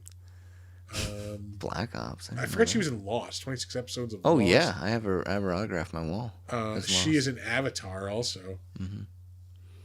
Yeah, the worst death scene ever. She's in the whole movie, and then she just dies in a freaking helicopter, and it's like, bye. It's like you were in the whole movie. Another video game movie classic, Blood Rain. Ah. 2005. She's a voice in a couple of video games here and there. Halo 2, SWAT. Driver 3, True Crime, Streets of LA, the Grand Theft Auto ripoff. I'm gonna buy a copy of SWAT and give it to you at the con. of course. Hated that movie. Blue Crush, the girl surfing movie. And then she started her career with the girl fighting movie, appropriately entitled Girl fight. Girl Fight. Yeah. Well, she did that. It was big because she was like, Fast and the Furious, and then Resident Evil, and then it was like, oh, she's. I hear Donner approaching, I think. Yeah. And then it was like, oh, she's in SWAT. You got to watch it because she was in Resident Evil, and watched it. I was like, what is it? It's Like, bad. Does it have like Samuel Jackson in it or something? No. Or no? LL Cool J is in it. Cool J is in it. I don't know. I gotta see who Sam else Jackson is in might it. be in that movie. He too. might. Yeah, Really? I think. Here's the guy in the suit. I know Colin Banging Farrell is. banging. Yeah. No, it's just a bad movie. Oh, this was her mistake. The thing is, it was really cold in this film because of the water. And Mila said she made the biggest mistake by thinking it'd be a good idea to fall in the water. Like for the action, for the movie. But then from then on, she had to remain wet the entire movie. Anyway, Indra Ove, who's in this movie, was in an interview with the vampire we talked about 2 weeks ago. Yeah. Moving on. Oh, that's it, huh? Yeah. Oh, are we going on about who's in it? I'm trying to, yeah. The eyes. These are the only times you see the eyes that are also on the DVD. And they're actually all the zombies had them, but you really only see it in this part because this was the only part that they kind of highlighted that with. Yeah. So. Let's see. And then this is where she wails him in the head Donner. really hard. So Buddy, go lay in your chair. He is. All right, we're gonna have to wait this out a he minute. hates me. Yeah. Go lay in your chair, buddy. He's in his chair. Oh. Holy shit, I thought he was under the table. No, he ran straight to the chair. Oh, there's your Lord of the Rings thing again. Yeah. And there's the train from the second movie. Anyway, yeah, Joseph May's in this movie. He plays Dr. Blue. He's in a bunch of stuff. He was just in Raised by Wolves on HBO. He is the voice of Thomas, as in Thomas the Tank Engine. Yeah. Who are we talking about? The guy who played Dr. Blue, Joseph May. Dr. Blue. Yeah. They have weird actual credits. Yeah. Dr. Brown is in One this. of the now I all those remember it, people are in the beginning. It's very Reservoir Dogs. The people with color names are in the beginning, like all those scientists and stuff who get killed. He's a voice in Cyberpunk 2077, Battlefield 2042. A lot of people in this movie do like video game voiceovers. Blair Witch, I didn't realize that was a video game. Yes, it's supposed to be really, really good too. No, that was a video game either. All right. I think it's like a survival, like a survival game. I played a voice in a Walking Dead video game. Lots of Thomas the Tank Engine, Xenoblade Chronicles. Have him at the show. There you go. Fuck yeah. Thomas the Tank. Horizon Zero Dawn. He's a voice in that. So when did he get famous? So he must have became a voice actor then. Well, obviously. Clearly. But like, I want to scroll down to like 2002, which is where some his voices in looks like Escape from Dead Island and Holby City. Holby City, yeah, that shows up a lot. City. The 2013 Dracula, I think it was the one that was on NBC. For the PS Vita is in Little Big Planet. Little Big Green Planet. Lantern. Need for Speed, Most Wanted. Battlefield 3, which is still online on the PlayStation 3. Dead Space Extraction. He was Michael Corleone in the Godfather video games. Oh, that's where I remember him from. No, I don't. Really? Oh, man. G.I. Joe Valor versus Venom. A couple episodes of Stargate Atlantis, an episode of Dead Like Me. He was in the Band of Brothers miniseries on HBO. That was 2001. And that really is it for the stuff of note. Moving on. James Butler. He was Clarence in this movie. There was something like notable that he's in. He was just in Barbarian. Damn puppet. Which puppets in this movie. Oh, really, that was the homeless guy, right? yes. Okay. Yeah. Have you seen Barbarian? No. It's okay. I dug that movie. We watched it again last night. It's not worth the hype. Does this door look CG to you, real quick? Yeah. Yeah, Oh, very that much was so. real. All right, here you go. Here's your Matrix. Ugh. Okay, there's real again. All right, there's your Matrix shot, and then. But the real one looks so good. Like, why couldn't they just like? Oh well, it's just on DVD. What is this on? He's also in Kingsman: The Secret Service. What are we watching? We're watching it on Netflix. Oh wow, jeez. Maybe it's the TV. These pipes were all cardboard pipes, by the way. Because it's not a grainy ass like tube TV. Yeah. There's no cathodes in it. He was also in a not version of The Adventures of Huck Finn and Tom Sawyer in 2011 and 2012, which several of people in this movie also were. Let's see. I'm just trying to get my nerd fandom in here. It's fine. It's okay. Mission Impossible 3. There's a lot of German. He's in Munich, which is a pretty badass movie. Munich. Oh, that made me sick. A lot of stuff makes you sick, man. I don't like certain things. You're very like fragile, aren't you? Fragile and hard in other places. Stephen Billington is a person who's in this movie. He is Mr. White. He is Philip in Braveheart. I thought that was the prince. Philip? Or is he the dude that gets chucked out the window? That's not Angus Go up. McFadden from. Yeah, I think he's the one that gets thrown out the window. Yeah. He gets defenestrated. Yeah, I am skilled in the art of war and military tactics. Yeah. And then he gets chucked out the window. Yeah. Yep. That doesn't look bad. Let's see. Anything else of note? Lake Placid versus Anaconda, which breaks my heart to know exists. Like, neither of those movies are great enough to How would necessitate you a get the crossover. Anaconda up to Lake Placid? Or does That's Lake actually Placid a good monster go to question. the south? Yeah, does he go to South America? Like, Still has Owen Wilson. do they meet like in inside North him. Carolina somewhere? Like, And Betty White is all over that movie. anything else of note? Dracula 2 and 3, which I'm sure are fucking Is fantastic. that you, Bull? Clit. Yeah. Relic Hunter, the Canadian TV series. He was in a Highlander The Raven TV series, which I never even heard of. I thought they weren't going to make it. We're at the end of the film. Just want to mention this door coming down is used in every Resident Evil film. They take the door and they remodel it, and they put it. They've had it in every film. Oh, really? Why? It's a thing. Just cause? Yep. Fiona Glasscott is in this movie. Glass what? Glasscott. Wait, which one's she? She is. Are we going over all the D Ms. listers? Gold. The only reason I saved her was she's in Holby City. She plays Minerva McGonagall in the new Fantastic She's in Beasts episodes in TV series. Episodes. Yes. Is that a real thing? It's called episodes. Episodes. She's in episodes of episodes. I don't know what episodes even existed. Smart name though. Yeah. Anything else? Yep, I know, buddy. Poirot. Yeah, Poirot. Great shot in the film of that floor. Right out of the thing. Downer. Moving on. Eric. Oh, look at that! Look at that Jesus-like glow that they have. It's like, oh, yeah, that's that same effect. It's called Flash on Final Cut. Yeah. Yep. He played Matt in this movie. This dude's been in a bunch of shit. Oh yeah, Ugly Betty. Yeah. I have never even heard of this. Eric Mabius? No, I've heard of Eric Mabius. Oh, okay. This signed, sealed, and delivered. That was a producer. And what the hell is that? It's got to be like a Hallmark thing or something like that, because like there's a signed, sealed, delivered like TV Dean series. Cain Dog Christmas movies. And there are 12 signed, sealed, and delivered movies. So there's like a whole universe of this thing that just Lord, didn't even know exists. I want him in the Nemesis program. I had to say that. I'm sorry. He was in a bunch of episodes of Chicago Fire.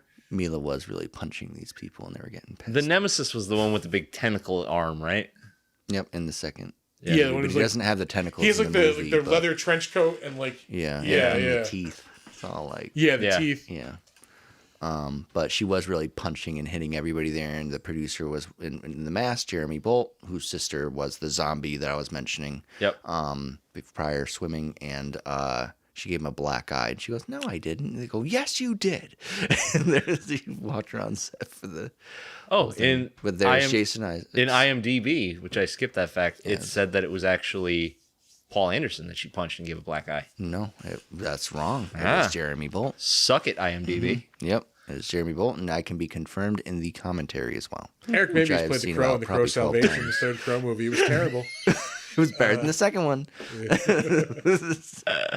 He was also in Cruel Intentions and Chicago Hope. That's really Black Circle Boys. Black Circle Boys. I've seen that movie. Okay. That is about like teenage like metalhead kids, and they form like a little cult group. Yeah, it's actually really good. This paper dress Mila Jovovich also created for the movie. Well, yeah, because she didn't want to just be naked right there. Yeah, just showed her. Full on. What was that called? Full frontal. Front butt. Yeah, and she did shave her head here, and her agent was infuriated because she had other gigs she had to do after this, and she had a shaved head. She shaved it herself and didn't tell him. Oh, really? Yep. Anyway, I mean, wigs are a thing. Salmon is in this movie, or Salmon, however you want to say that. Yeah, they pay her for he played one who was the commando leader. This is one of those dudes like you just know from movies, like that guy. Yeah, he is in currently Pray for the Devil, which I believe is out this weekend. He was it's a podcast series. Deathstroke the movie. Who also we have who Griffin Puatu is also in that movie, and he is coming to the show. Cool. In 2 weeks. Yeah. All right. He played General Zod in the Krypton series on Sci-Fi. He was in the movie Mortal Engines in 2018. Let's see. This lock picking is all for you, man. He's in the TV series of Limitless. See, this takes a card swipe, so I'll stick a needle in it. He was in this show called The Increasingly Poor Decisions of Todd Margaret, which is fucking hilarious. It stars David Cross. It was like a British show. Like he's this like doofus who like takes a job in like in Britain, and like it just gets more and more absurd to the point where like I want to say like in the final season like he causes like a nuclear apocalypse. Like yeah. hospital scene was also a real hospital wing that they were not using in Canada. But when you see it in the third film, it is replicated. Oh, really? Mm-hmm. Yeah, this is a real hospital. Yep. He was in the first couple of seasons of Arrow. Oh, that's right. Yeah. He was in all of the Pierce Brosnan and James Bond movies. He was Robinson, like one of the MI6 guys, like the support guys. Let me see, was there anything else really of note? Punisher Warzone, he's in that. Wait, it was like the game? No, the movie. Well, the fun, cartoonish Punisher movie. Yeah. One that Thomas Jane couldn't be in due to I have that news. Or I don't have that newspaper. I have the one from the second film, the actual one. Oh, really? Like the hero prop? Yep, I own a lot of props from the movies. No shit. He's also in Alien vs. Predator, which is a Paul Thomas Anderson movie. I have this shotgun at home. That's not Paul Thomas Anderson. Paul W.S. Anderson. God damn it. Yeah, don't say Thomas. Stop being named similarly, motherfuckers. Yeah. This shot is on a crane going 60 miles an hour, and they had to take down wires so that it would not fry the camera. And this shot is also a double replicated shot once it gets back up. It's up in Toronto. If you pause it, you can actually see where they doubled it and flipped the shot backwards. We're not doing that. I'm just saying. No. You can see the truck repeating. Yeah. And then here's a crappy song. What is it, Slipknot? How dare you? You come into my house? Slipknot. Ugh. I love Slipknot. Yeah, they're all right. This is actually like an alternate version of that song. It's not. Yeah, that's not the album version. Marilyn Manson did the music for the movie as well as Marco he Beltrami. Which is why it's so like edgy and electronic. Some of the movie will make you sick because Marilyn Manson put in certain sounds that you can't hear and frequencies. Yeah. So that's why, like, when you see somebody get bit and you might feel a little sick to your stomach, Marilyn Manson went in and turned the certain sounds up for it, which he wasn't allowed to do, but he did anyway. Put in the brown note. He might have, but yeah. So Colin Salmon's in a really awesome episode of Tales from the Crypt. I like Colin Salmon. Somebody I actually know. It's called Cold War. This is the one with Ewan McGregor. It is like a crime story, and like the twist is, it's like this couple and this other guy, they're working together. I want to go over the cast of Cold War. Damn it! Let me finish this. Oh, sorry. I'm sorry. But the twist is like the couple is actually zombies, and the other guy, Colin Salmon's actually a vampire. I think they find that out. Like they try to kill each other, basically. I feel like I remember that episode. Yeah. I've just seen so much Tales from the Crypt. Yeah, I do. I definitely do remember that one. And that might be it as far as the stuff of note. And that is it for the Better Known As segment. Somehow, against all odds, we got through that.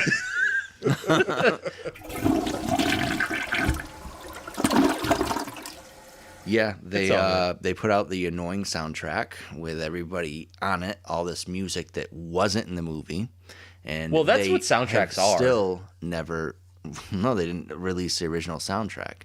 Yeah. And so the only way we got the original soundtrack was somebody went in and like ripped it out of like the DVD and then like made it. Yeah. But it's it's not mastered and stuff. So you hear sounds that they used some of the sounds and redid them with Claus Badelt, who is from Nine Inch Nails. Okay. Or Claude Badelt, I think it was, and he went on to do different scores. Maybe you could look him up. It would help. Not doing that. He did. You're on your own. He did the Resident Evil 3 movie soundtrack, and he's done a ton of other things. He's really great. Works with Nine Inch Nails. But then he also used Marilyn's some of his stuff and redid it for the third film. Yeah. In a much greater way. But I do like him as a guy who does music quite a bit. He's done a lot of other things you'd know too. So I'm surprised you guys don't know him with a Nine Inch Nails sticker over there. That sticker's like... You know how many people have been in Nine Inch Nails? Yeah. That sticker is legit 20 years old. Is it really? Yeah. So you haven't listened to them in a while? I guess I haven't either. Yeah. That's fine. We're all in the same boat. I don't know, man. Are we going to go into the second film? No. No. We're going to talk about it? No. Trent Reznor took like a weird turn in the past few years. And now he's just like a film and TV score guy, basically. Like, yeah, but when he came out with even that, his albums are like Yeah. Well, but when he came out with that like the Bite the Hand That Feeds, like that. Yeah, one, that was the last like one that I liked. But that was the one that he said that's the kind of music I've always wanted to make. He goes, I always felt pushed to make like dark and gritty stuff because of the producers. That's what kids want. He goes, but this is what I want. He goes, I want to create techno and like create all this other stuff. Yeah. In my like music, and I'm not going to do it any other way. So yeah, it's like that project he did with his wife. It was like How to Destroy Angels or something like that. I was like, that's not for me. I don't know why he named it that. It wasn't just like instrumental. He did all that ghosts and stuff, where it was all instrumental, and I was like, I'm not buying this. Yeah. Like, but him and Claude Bedell. Yeah. All right. So this is the crapshoot section of our show. All right, I am not familiar with any of this. All right, so this is the part where we just hang out and bullshit. We talk about things we've seen lately or things that are going on. This is the part where you talk about the con. Speaking of things that are going on, we did mention a few different things there. So, tell us what's going on. This will come out on the Monday before the weekend of the con. Let me know so I can share it. So it'll be November 12th and 13th at the Saratoga City Center in Saratoga, New York. Yep. Good old Saratoga. So should I talk about it or no? Yeah. Yes. Yeah. We want you to. We want you to, talk about. Yeah. No, I tried to hold off on some. I give you guys little tidbits and things. But, all right, yeah. So November 12th and 13th, it's been a long time, hasn't it? I was going to say, what number show is this? Is this like 10? 16, 17, 18, 19, 21, 2. So we're going on times 2. I can't think. 14th show? God damn. This will be the 14th That's show. so many. But we've also done Plattsburgh, so that means 17th show. And then Mid-Hudson. 2 Mid-Hudson, so we're on our 19th show as a ChaseCon LLC. No Is this shit. at this point? Is it like a well-oiled machine, or is it manic panic every fucking we time? are the largest. For me, no, it's oily fucking machine. Man. It's an oily machine. Poor Chris has to hear all my Facebook messages about I want to end the show and everything. No, I love the show, but there's so many problems that go on with it, and it's a cluster, man. I mean, and you guys have experienced it too when you went on up there and like your bands were gone and your chairs were gone. Yeah, I mean, like it's just vendors. So like when you get that load and load out info, which I was working on before I came here, that was just I put in so many things that people are gonna freak out about because it's just like denying vendors all this stuff because we have a waiting list of 350 people, and if you're gonna be rude to other people, and if you're gonna be rude to other people and mean to them, it's like I even write that in the load and load out report, which is there are 350 other vendors waiting in line. And I wrote it as one email to them, like to replace you. Like you need to realize and respect other people because there's stuff that happens at the show where it's like disrespect goes on, and this is just behind the not for fans. This is probably turning fans off. Inside but baseball. What I'm saying is inside with the vendors. Vendors will fight and everything, and so not all of them, but like some will have bad attitudes. Last show. I've been this one show specifically always sticks out in my mind. This dude just did not pick up on the fact that like half of the fucking convention wanted to murder this guy. Yeah. He brought his fucking guitar and a goddamn amplifier and was sitting at his table and not like playing songs No. Just him like bullshit strumming on a fucking acoustic guitar that was plugged in. Yeah. And like, oh my God, I wanted to fucking murder this guy. Yeah, little Animal House on it. Yeah, exactly. Yeah. In Hudson, that one guy brought the microphone and started doing auctions, and I'm like, what is this? What? Yeah. You remember? I was laughing, and Assad was losing it. He's like, you got to get him to be quiet. And I said, no way. I said, this is hilarious. And he's like, hey everybody. He's like, what are you wearing? So is this like that's got to be like normal for any show anywhere, right? But it's like stuff like that's unpredictable. Everything's off the wall, and like it's great. It's fun at the event, but also it's people are gonna people like people are gonna be themselves, and but with the vendors we got to be really strict now because some of the vendors, like one of them went up and yelled at one of my sales floor managers at the last Saratoga, and I'm like in front of other people, and it's like I don't know who you think you are, but my people that I'm paying are not, and you guys especially, are not going to be doormats for other people. It's not going to happen. And I even write that right in the load and load out that exact quote, which is you're not going to be, if you find that you can use other people as doormats, you're gone. Yeah. During the day of the show, you pick up and leave, and the other 2 vendors will come in next to you and take over your spot. I don't care, because it's like you guys can't be rude to each other anymore. Not that all my vendors are. It's just it happens now and then. And we're just done with dealing with it on the day of the show. It makes things at the show worse behind the scenes. We're putting on the largest Comic Con in upstate New York. And this is all the stuff, like you see New York City, it's perfect and everything. Man, I would love to see behind the scenes at New York City Comic Con. It's got to be a shit show. Yeah. Oh my God, like a nightmare. Or like when FanX in Florida, they were running a show down there, and then all the staff didn't show up on Sunday. And they go, oh, we didn't know we had to. I'm like, how do you not know you had to? It was Sunday. Like, obviously you knew the show was going on. And so, like, my friends were, like, pissed off because they're trying to find out different things, and, like, there wasn't any staff around. Just nightmares like that, that can happen at any show, which, I feel bad for FanX with, that happening, but I don't know who decided we don't need to show up on Sunday. Yeah, I would assume that you get like an itinerary. Like, I need you here, did here, you get here. an email saying when you were supposed to show up, and that just wasn't in there? But but there's so many great things that do happen at the show, like all the celebrities, the vendors. We've added in over 50 vendor tables. Can you believe that? That is crazy. To the floor itself. So it's like we've gone on to like just making sure that the tables, originally they were 12 feet apart at certain places, and we shrunk all that.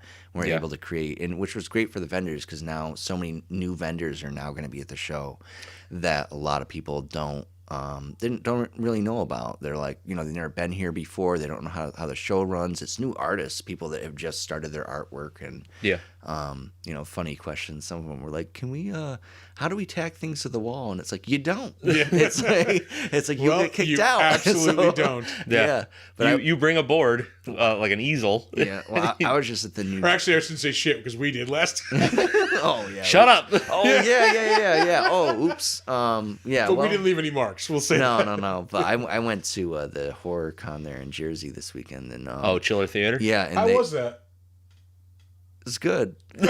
So it was a lot of celebrities. That was really convincing. It was no. It was a con. It was a con. So vendor wise, it's not. I'll say this: it's a great show. The owner's great, but it's not so much vendor focused as it is celebrities. There were celebrities there that were like. I went to that off the wall. It was like literally like he has to have 40, 50, 60 celebrities. And he's only charging $35 a ticket. It's like, dude, you need to be charging like 40, 45. This is a lot of people. Yeah, I went to that in 2006-ish. It was at the same hotel with the crazy, like trying to find where the hotel was. Parsippany? Yeah, like the park. Yeah. It's insane. It's like, where's this? Why is this Hilton attached to the other hotel? But yeah, like is this the same person? There was like a decent amount of vendors, but there were so many like celebrities. Like, it was crazy. Yeah, there was a lot, and they were down all the rooms and like all like down everything. So we went to New Jersey Horror Con like the first couple of times they threw, and that's the same thing. Like, is it? Okay. There's more celebrities than there are vendors. Like, which is cool. I think that's just what a horror con is going to be. Can't imagine that flight bill. That poor guy. It's got to be $20,000-$30,000. Yeah, like, no joke. Ours for Saratoga, we only have like 10 people, and ours is already up to, I'll say it, $8,000. So you just imagine just that on flights. 10. And this dude had like the one we were at was like Matthew Lillard, fucking Ted Raimi. I was talking to at one point. Oh, Amanda loves Matthew Lillard. Yeah. The guy from The Hills Have Eyes. I don't know his name, but the bald guy. Oh yeah. The one with the skin condition. Yeah. He was actually like super nice.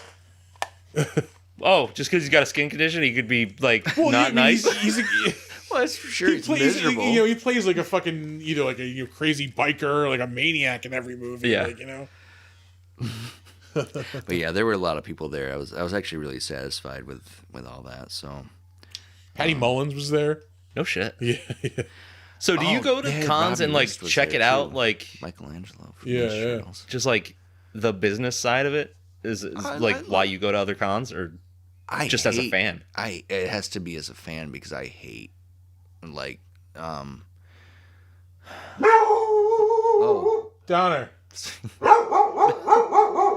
don't know what happened, but I think there's another dog. Yeah, he probably hears the dogs across the street. Oh, okay. Well, I don't obviously hate my own job, but I think it's just going into it's like if somebody says, do you want to go to, like if you work at Stewart's and somebody says, do you want to go work at another, or do you want to go check out this other Stewart's? You want to go hang out at another convenience store? Yeah. It's like, no, I don't want to go hang out at another store. So it's like, for me, I kind of go in and get what I want, which is like, maybe an autograph or so, and then I get out because I live this 24/7. That's what it's becoming for me. Is like, is there a specific thing I want to buy? Is there somebody I need to talk to? Like, kind of just now that you're doing all these panels. I was shooting the shit with Brian O'Halloran at New York, like just fucking because you remembered me from Saratoga. Yeah. Like we were talking, I was like, I was like, this is one of the few shows I get to go to, like as a fan, and like not have to worry about getting shit done or like having to be certain places. You don't have a schedule. Yeah. And Brian, I'm hoping to get him to a show soon. So That'd be awesome. I can't mention which one, but it's not the Saratoga one. I'll say that. So, maybe one in the central, named after a river in New York region. Yeah, right next to the river. Yeah. PS River. So, that one. So, that'd be cool. Yeah. But we have a lot of great guests. We have more celebrities than ever, and the fans want it. So it's like, okay, here you go. Now show up. And enjoy yourself. And a lot of people do. A lot of people have a crazy. Also, the new parking garage, which is really great. That is actually a gigantic help. Yeah, like before it was like, where do we park? I got my table. And we were always lucky that we got there early in the morning, so we could park in that lot across the street. Yeah. And everybody's like, where's the lot? And it's like, it's parking garage now. It's like it's cool. So and it lets you know like how many people are in there. It's not just any parking garage. It lets you know like with numbers what floor has what. Yep. If you're a vendor, park in the third floor because you get to walk right across the bridge. Straight shot. Yep. And there's an elevator on there. There's stairs that you can go to. There's bathrooms, and the parking garage is it's just insane. Weird. Yeah, it is, but it's usually it's just the corner of the usually parking garage. The parking garage is the bathroom of the parking garage. Yeah, this one actually has a real bathroom, but it actually has rooms in it too. That eventually, once they're done with them, we will start renting out. So no shit. That's weird.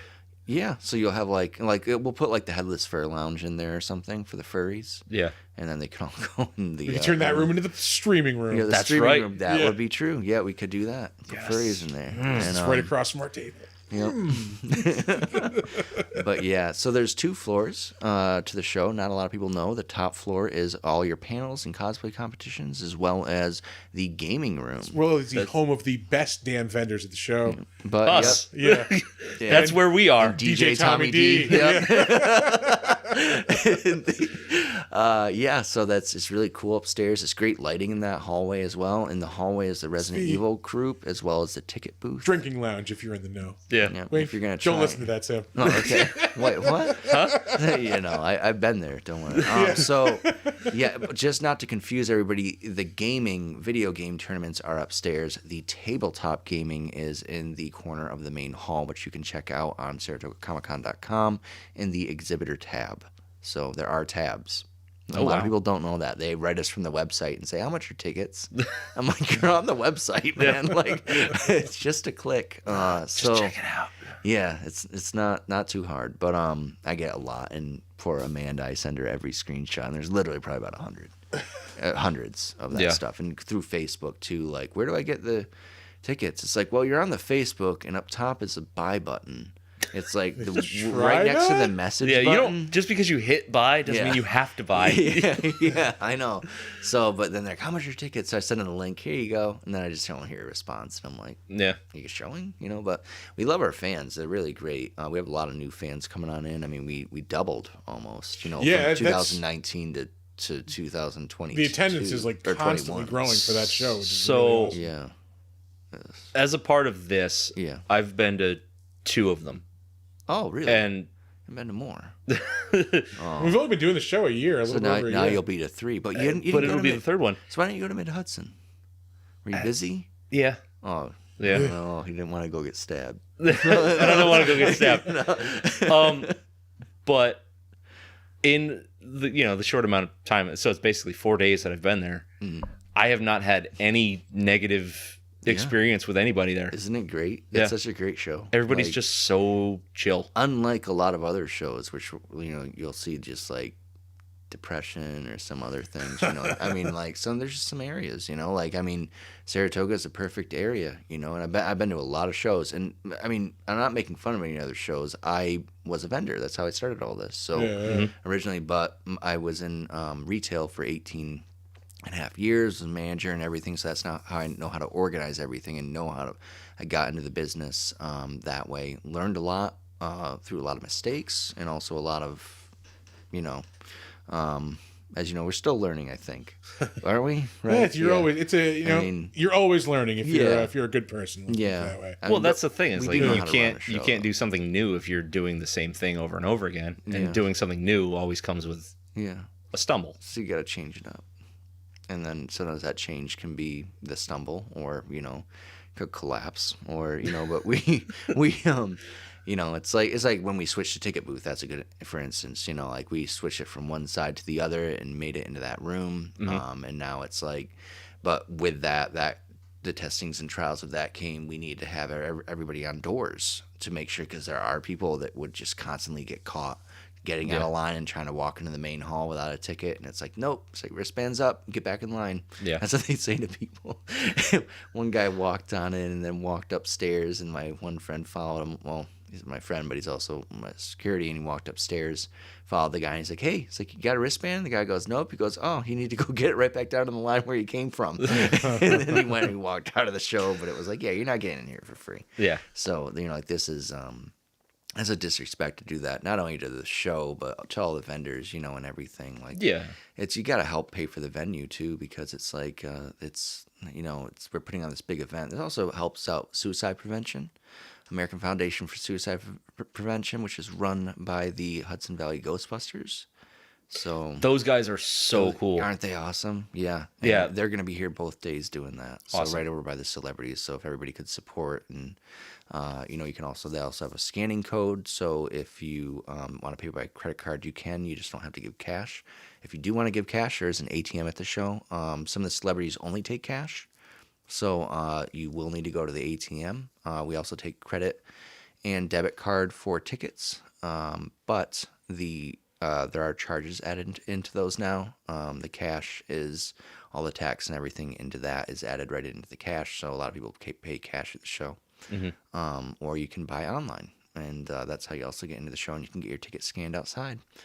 And if sometimes there are long waits with that, but if you've ever been to some other cons, the waits are a lot longer. And we're talking, you're not waiting in like a New York Comic Con line, that's for sure. Where you're standing, you know, next to 20 different people side by side in a line about a quarter mile long. A line that snakes back and forth like 20 times. Yeah, which is insane. I did that at San Diego. It felt like the, I mean, that's a great show. I'm just saying, standing in that line was like, it reminded me of like gas chambers or something, like and I know it sounds bad, but we were just marching like foot by foot, like you see in the movies. That's like depressing. Schindler's List or something.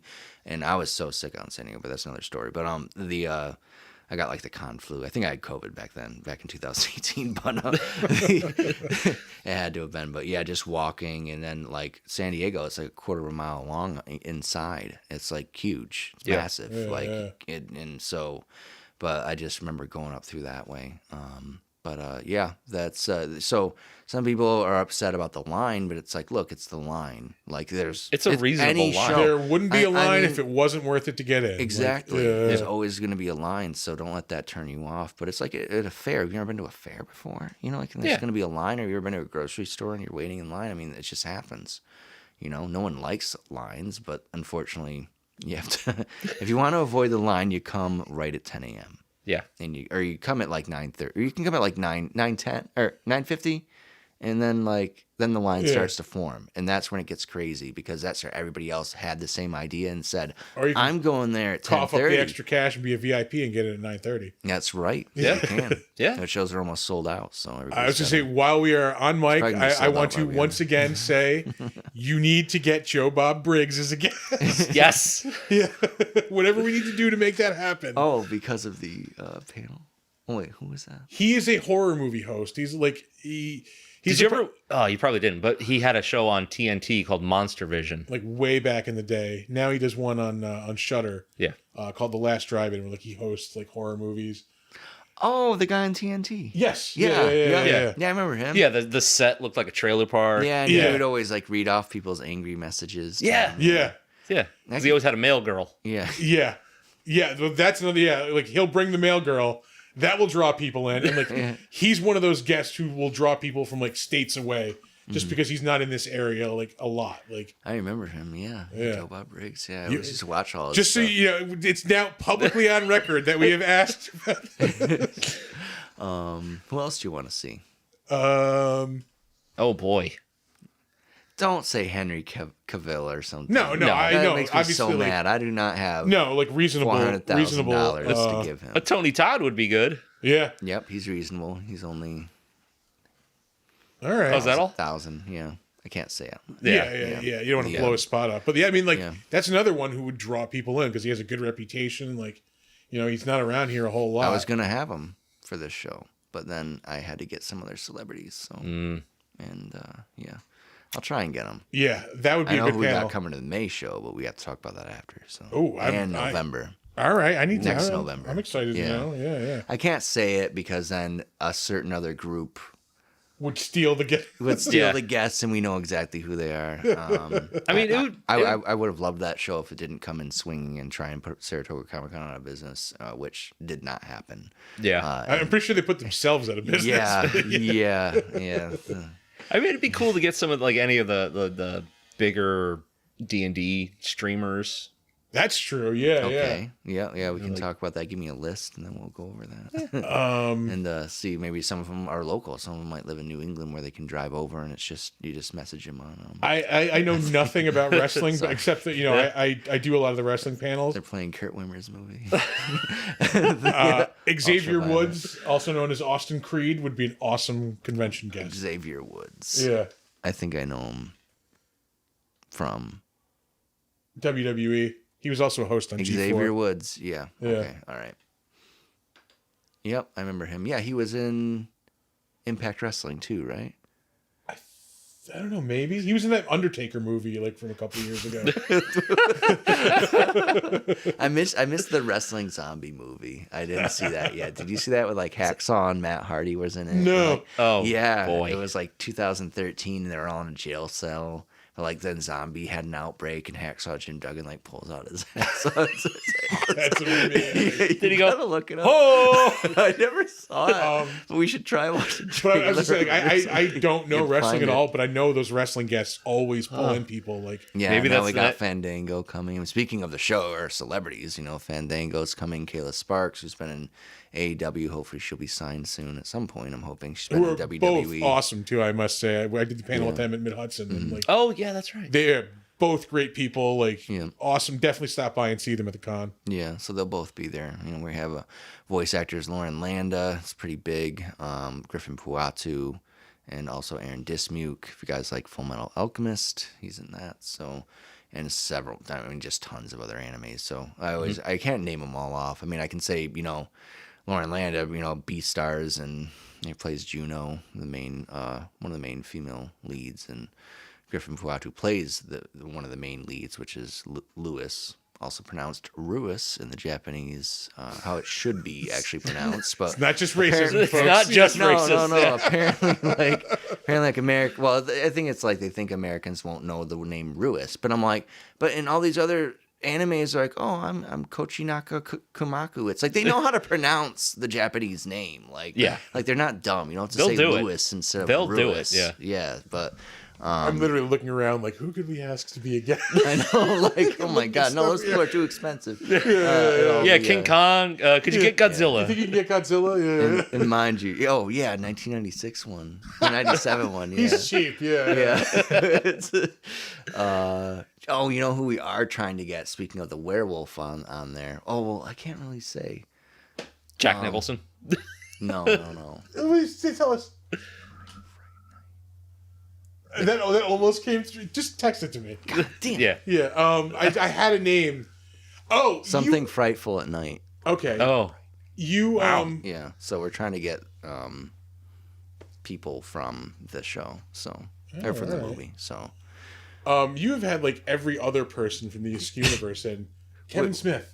I know that's probably a big money one. Like, yeah, so that you got to go. You want Kevin Smith, you got to go through like Jason Mewes' wife, I think. Yeah, she's like the business guru. Who is like, yeah, but then you also need to deal with also the agent that runs all the guys from Clerks, and that's if Kevin can do it. And if you ever see Kevin at a convention, I don't think he really likes staying in a lot of them besides San Diego, because he does a lot of them now. Like he does a lot of them, but they're all like Friday night after parties, and then he's not even there on like the Saturday. So he wants or the to just Sunday. like drop in, hang out, get paid and leave. And I don't even know how much that is, and I mean that's the problem is if it's $250 for this after party to meet Kevin Smith, and that's where you get like I think the pre-signed autograph, and I think you get a picture with him. Yeah, like that. So if you get 100 people times 250, kind of figure that out on. But I think it might be more like 50, and you need to have like 200 people show up to that after party. But I think you would get the 200 people. Yeah, if you tell them Kevin Smith is going to be there. Yeah, I just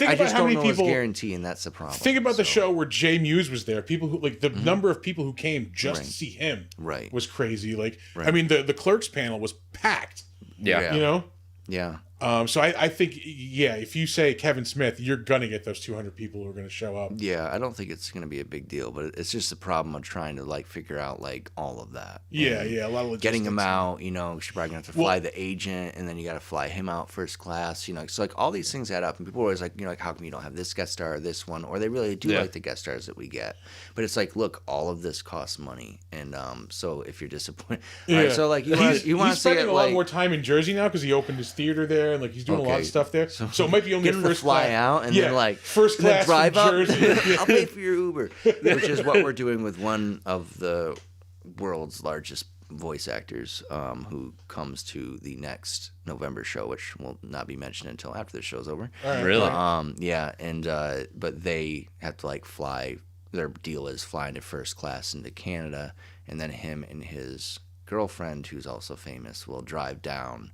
Also a guest? Right, also a guest. Oh, so damn. Also a very big guest. And then they just drive down and then drive back up and he goes back home. So, like, this is how, I guess we can talk about, like, we were just talking about the inner workings with the vendors in the beginning and how that, it's the behind-the-scenes stuff of a con. Mm-hmm. This is the behind-the-scenes stuff of how to get celebrities. People think they just show up. Yeah, no, it's like, no, they don't. They just don't get on a plane and come here. They don't dealing, appear. Yeah. I wish they could. Yeah, because you got to get a hold of them, and then if the agent, if they want to do it, the money. If they don't cancel, all that stuff, like everything is making crazy. sure they have the opening in their schedules, and Yeah, so it's they have. I mean, that's a constant thing, but that's all the behind the scenes stuff, which I hope the fans will listen to and understand. That it's like, look, I know you guys want Chris Evans there. I know.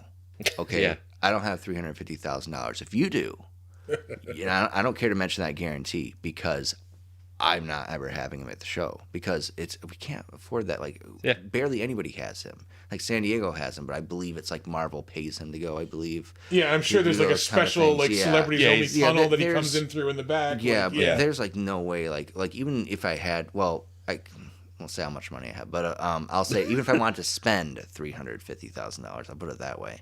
I'm like, you have to pay all that money up front, and then you have to sell the autographs online. I think his autograph, goes for $350. That's about yeah. That's it's so about that. Dumb. Right, so you have to have 1,000 people just to make that, and they're like, oh, he'll make it. It's like, yeah, but that's so many autographs. But I have seen people just sit there and sign. So I think he pre-signs them, and they're ready to go at the show, I believe. But again, that's how you get them to come. Is you and it's you probably sell just all to those get him in the door, like autographs, that and then you've got to pay time. It's a time pay.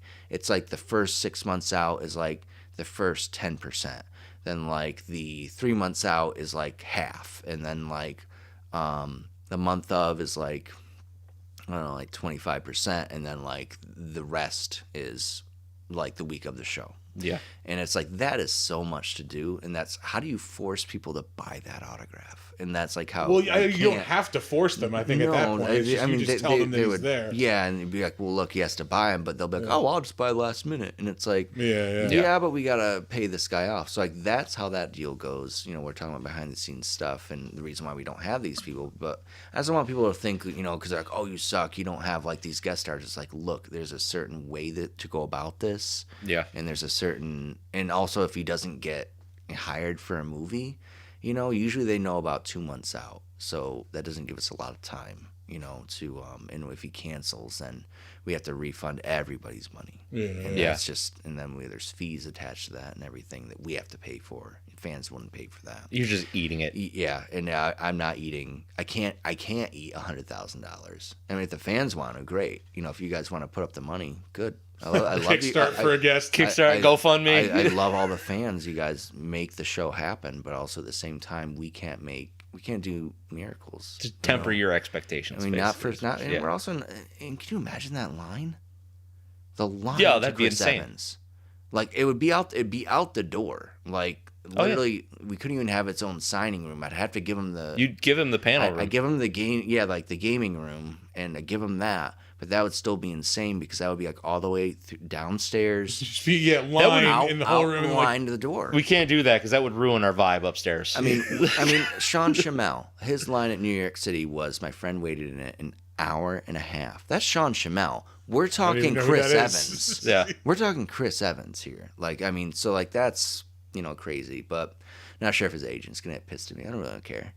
I hope he hears this. Stop being $350,000. Yeah. I mean, you make millions. You don't need $350,000. No, for a weekend. Fuck out of here.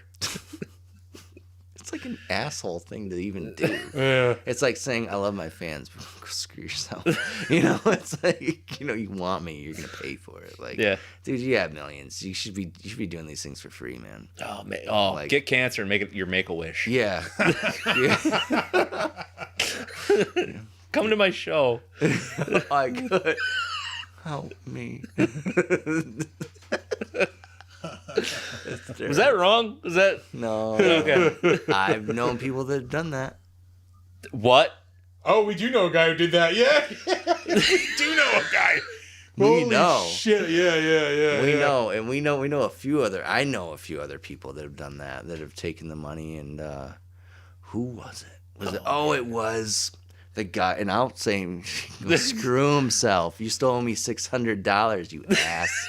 He was a vendor at my show. The guy from Ghost. I want to call it Ghost Whisperer, but it's not that. It's Ghost Adventures? Ghost Hunters. Hunters, yeah. We're naming names. Fuck it, yeah. Yeah, I don't care, man. You owe me $600, and I know where you live. And it wasn't even like one of the main guys, no, right? It was one of the side guys. Yeah. He did like some cancer thing, and then he took all the money. He said he had cancer, and then he took the money. Yeah, that was him. Brian something. I was just saying, we know that guy around here who did that. Don't say the name. I just said D. That's all I said. Oh, well, yeah. Did he know? I don't think he did. I don't think that was fake. Who was the other guy? But fuck him anyway. Yeah. Diarrhea Weasel? No. I didn't say that. I didn't. Look, I did. All I'm saying is somebody fucking reported us on Facebook last week. Okay. I'm not saying it was him. Oh my gosh! All right. We'll have to say the name yeah. He's probably all grumpy about this. He's listening to this for ideas for his own stuff. Yeah. Well, nobody else has a monster movie podcast locally. So. Yeah. Is it DJ Tommy D? Yeah, that motherfucker. Yeah. Tom, you're dead. No. That VHS of Shrek, $200. Yeah. Come on. Yeah. It's a shame if something happened to that. But no, that's a motherfucker we got to get down here to. Yeah, he won't. I mean, can I make another call out to two other people? Yeah. You do whatever you want. You want to throw people under the bus, man? Go Dude, for I'm it. gonna throw Here's two the people thing. under the bus. Let me stop you right there. All right. I don't give a fuck. Okay. I don't either. Yeah. I've been in this business. I've been in the con business for 9 years and also retail 18 and a half years. I've seen it all. And I'm experiencing new things due to crazy people. But I'm going to say, Mike Giancarelli, you piece of shit. He's the one. He is the one. Remember, from these Florida, thoughts are not our own and the opinion of our guest only. From New York City, straight down to Florida, right where you belong. He must have trailed down there through, I don't know. Florida man. Yeah, down through the Mississippi. But that guy is the Florida, one. but okay. Do you remember Saratoga Comic Con in October 2015 when all those Ninja Turtle guest stars canceled? Oh, yeah. That was him. And he was, oh, yeah, they can't make it. And I was like, dude, were they even signed? Like, were you signing these contracts? Because, like, one of the guys, and he called up, I know one of the guys said, I called him and he said, I'm not doing your show because, you know, this guy said you were, like, dirty and stuff. And I said, what? I'm like, dude, this is only our second show. I was like, yeah, you know, but it wasn't good. It was really bad. And he, like, pulled out everybody. And luckily, Steve Levine, who's doing shows now, I pulled him out of retirement. And he said, yeah, I'll come do your show. I might as well come back out. After that, everybody saw him. Everybody wanted him, including Albany, everybody else. So now he's been doing them ever since. So Mike Giancarelli really ruined a lot of things. Zachary Avino, I hope you're listening to this. You ever threaten me again through my messages, dude? I swear to God. When we post this episode, you can send them the link. Yeah. And by the way, give back Toys for Tots all their freaking money that you stole. You know, $25,000. That's filthy. Yeah, you can give that money back because you never sent that money in. Yeah, this is the dirty side of the business. That has nothing to do with Comic Con. That's something to do with dirty agents outside the Comic Con. Yeah, I've run into some. You know, I've met some great people doing this. I have also met some fucking scumbags along the way. Like, you can go ahead and sue me if you want, but you heard him. You can sue him and not us, who are only here. Because that's not my opinion, dude. I actually have a cease and desist from someone else for you. So wow. Yeah. So I don't care. Like, it's like, dude, go for it. It's like, I'll just bring this to court with me if you want. So it's and the actual emails and everything. I have no problem with that. But it's just I don't like people doing dirty things, you know, and that's what ruins the business, I think. So. Yeah, for sure. But besides that, I hope everybody enjoyed the dirty side of the business. So, you know, dirty con talk. Come to Saratoga Comic Con, November 12th, 13th. Yeah. Prices vary. So. Yeah, we're definitely looking forward to it. Yeah. It's always a good We've time. got the thing from last Saratoga up on the door over there. Yeah. Yeah, the art that we had everybody draw. I drew on that. There's one of my anthro wolves, but I didn't. Yeah. I could only draw it with a big marker, so it came out looking like crap. So the other ones look a little bit better. Yeah. So. Yeah, I'd like to do that again this year. Yeah, it's a cheap way to it's a cheap way to do something fun. Like people like doing it. Like if there's an issue with it, I have I can always bring you an easel. Yes. To the show, and then we can. I think I have a sketchboard I'm not using, and you can always just do that. How did we just use tape? We we duct taped it, and I don't know how anybody didn't notice that. It was not great. Maybe we'll use sticky tack next time. Oh no! So to leave greasy spots? No, because the city center is like really pissed about that shit. So we'll use an easel. Ever since Jen took the fall for that plant that mysteriously got butchered. Oh, that was the city center. I'll say that straight on this radio. Yeah. That was the guy that they trusted. Yeah. I love you, city center. There's no way let that me Jen tell you did something. that, That's a load of shit. We did not destroy the plants. It was impossible. Jen and the other guy were blocking the plants from even being touched. They were set up in front of them. And behind them. And then, what you're saying is they were set up in front of them, but then they're like, oh, it was like somebody had bent over the plants and then, like, set something on them. I'm like, these plants are about, 7-8 feet tall. You would have had to bend them all the way over to put something on it. Nobody set anything on these plants. This guy obviously just wanted new plants. And he's been here for so long at the show. I don't trust him because he never took pictures of the damaged, quote unquote, plants. Mm-hmm. And then blames, poor Jenner cosplay, on it. And I don't care if the other guy gets blamed, but I might blame it on him and that girlfriend. But yes, he was super nice. I liked him. And why? He's a super nice enabler. Let's just leave it at that. If you're with something like that, yeah, and that negative and that toxic.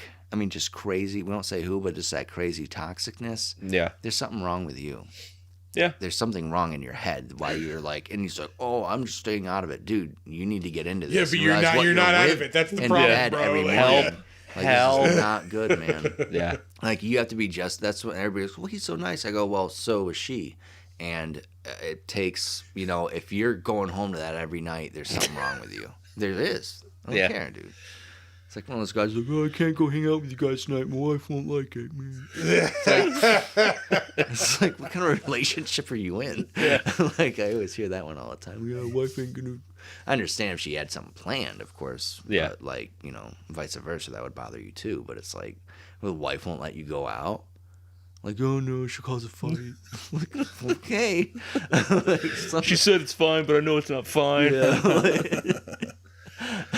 anyway, I think this is a good point to wrap things. We're gonna up. Get out of here. Yeah. All right. Thank you guys for everything. Yeah, no, thank you for having us at the show, man. We're definitely looking forward to it.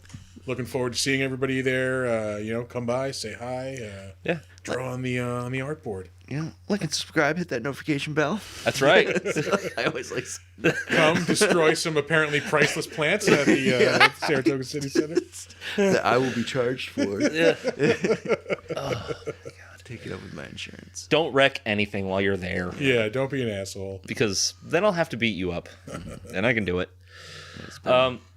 So been great.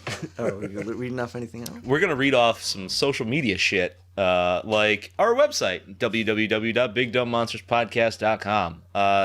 If you want to send us an email, anything you've got, suggestions for the show, movies we should watch, beer we should drink, things you like about the show, things you don't, whatever. bigdumbmonsters@gmail.com. If you are on Twitter, you can, tweet at us or tag us in things you think we'll like at @dumb_monsters. If you're on Facebook, we're on Facebook, Big Dumb Monsters Pod. And if you are on Slasher, the all horror social network, we are Big Dumb Monsters Podcast. You can check us out on Instagram at big_dumb_monsters. We are also on YouTube at the Big Dumb Monsters channel. As of yesterday, you can now get your hands on some fucking Big Dumb Monsters swag at TeePublic. Let me get you the address for that. It is at teepublic.com/user/big-dumb-monsters. So come check out. We got some T-shirts. So you can get some. It's anything. It's TeePublic. We put up the designs. You pick what you want them on. Yeah, get some mugs, some fucking hoodies, some stickers, some phone cases, whatever you want. We're selling it. Come on. Yeah. We got new designs coming up daily. I think we're up to like 7 now or so. Yeah. So yeah, come check buy some of our swag. Where can they find all of Sam's stuff? Ooh, SaratogaComicCon.com.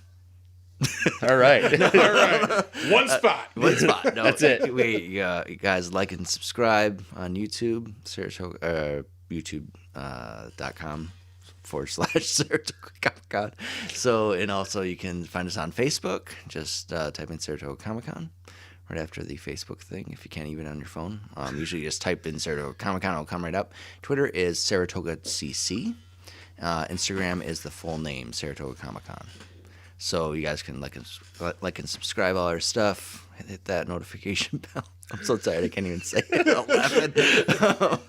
But mine's a little fried here. That's all right. It's long. Tis the season. Yeah, great podcast here. So, also just for tickets, just remember, kids 6 and under are free. Kids 7 to 15 are only $15 each day. Adults 25 on Saturday and 20 on Sunday. Weekend pass 40. Remember, we are the largest Comic Con in upstate New York and most of New England before the, before your Boston.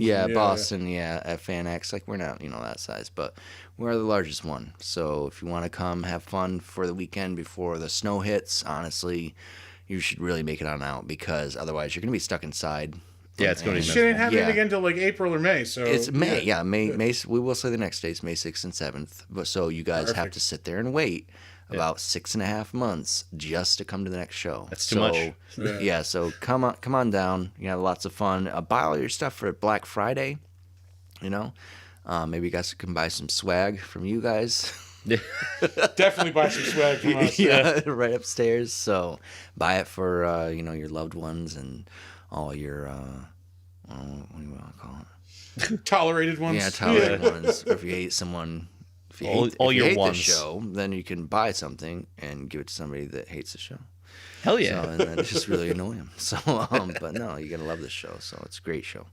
Haven't done a podcast in a very long time, actually. So it's been years, I think. Really? A long time. Yeah. You think there'd be people asking you all the time? Too. Yeah. No. They want to. You know who they want to interview is cosplayers. They have no idea about my show. They like don't have any of the information, how long it's been going on for, how many shows we've done, how many people show on up. Yeah. You know, so it's like they're like, oh, we're looking to interview. Yeah, a lot of the radio people and stuff. Like, do you have any cosplayers or like fans we can interview? It's like, for what? So they can tell you how much of a good time they're having. Because they obviously bought a ticket, which shows they wanted to have a good time. It's going to be the same answer. Like, you need some information. No, it's great. On I the love show. it. I'm having fun. Yeah, it's like, I just want to find somebody that's like, it's okay. And I found interviews like that on YouTube where people are like interviewing the fans and they're like, oh, I thought there'd be more anime vendors. They're like, now we got a lot of anime vendors. There's a lot of anime. There's a ton of anime. How much more could you possibly handle? Yeah, there's some people that go, I was disappointed. This one, or somebody wrote us, Amanda saw it, and they said, my son was very disappointed in this show because it was not like Anime Boston. And I was like, it's not. We're not Anime Boston. We're Saratoga Comic Con. Like, why would we be not that show? You know, so it's not an anime convention. My son didn't have fun, and I was like, okay, sorry, I didn't. You should have told. You shouldn't have bought its ticket and not known that like it wasn't an anime thing. You know, I mean, we had the vendor list online. Yeah. You know. You can't please everybody, Sam. I know. But just like when you see toys and collectibles, it's like, does that mean it's anime? No. You know? And when you see comic book collector, it's like, it's obviously not an anime booth. You know, it's like, so it's right online, lady. So Yep. I'm sorry your son didn't have a good time, but you can go ship him off to Boston. Have fun out there. All right. Well, with that, we're going to end the show. That was a great. Ship your kid off to Boston. There we go. Just like the wasn't fucking Flogging Molly, I think it was. Nope, that's Dropkick Murphys. Dropkick Murphys. And they're shipping up to Boston. That's right. Yep. Whatever, it's the same band. Fuck you, it is. Mumford It's and the Sons. one that sounds Irishy and rocky at the same time. Mumford and Sons. Mumford and Sons. Yeah. That's what it is. Okay, everybody. Our words of wisdom that we always leave you with. Don't let ghoulies eat your ass. And do not sleep in a deathbed. Bye-bye.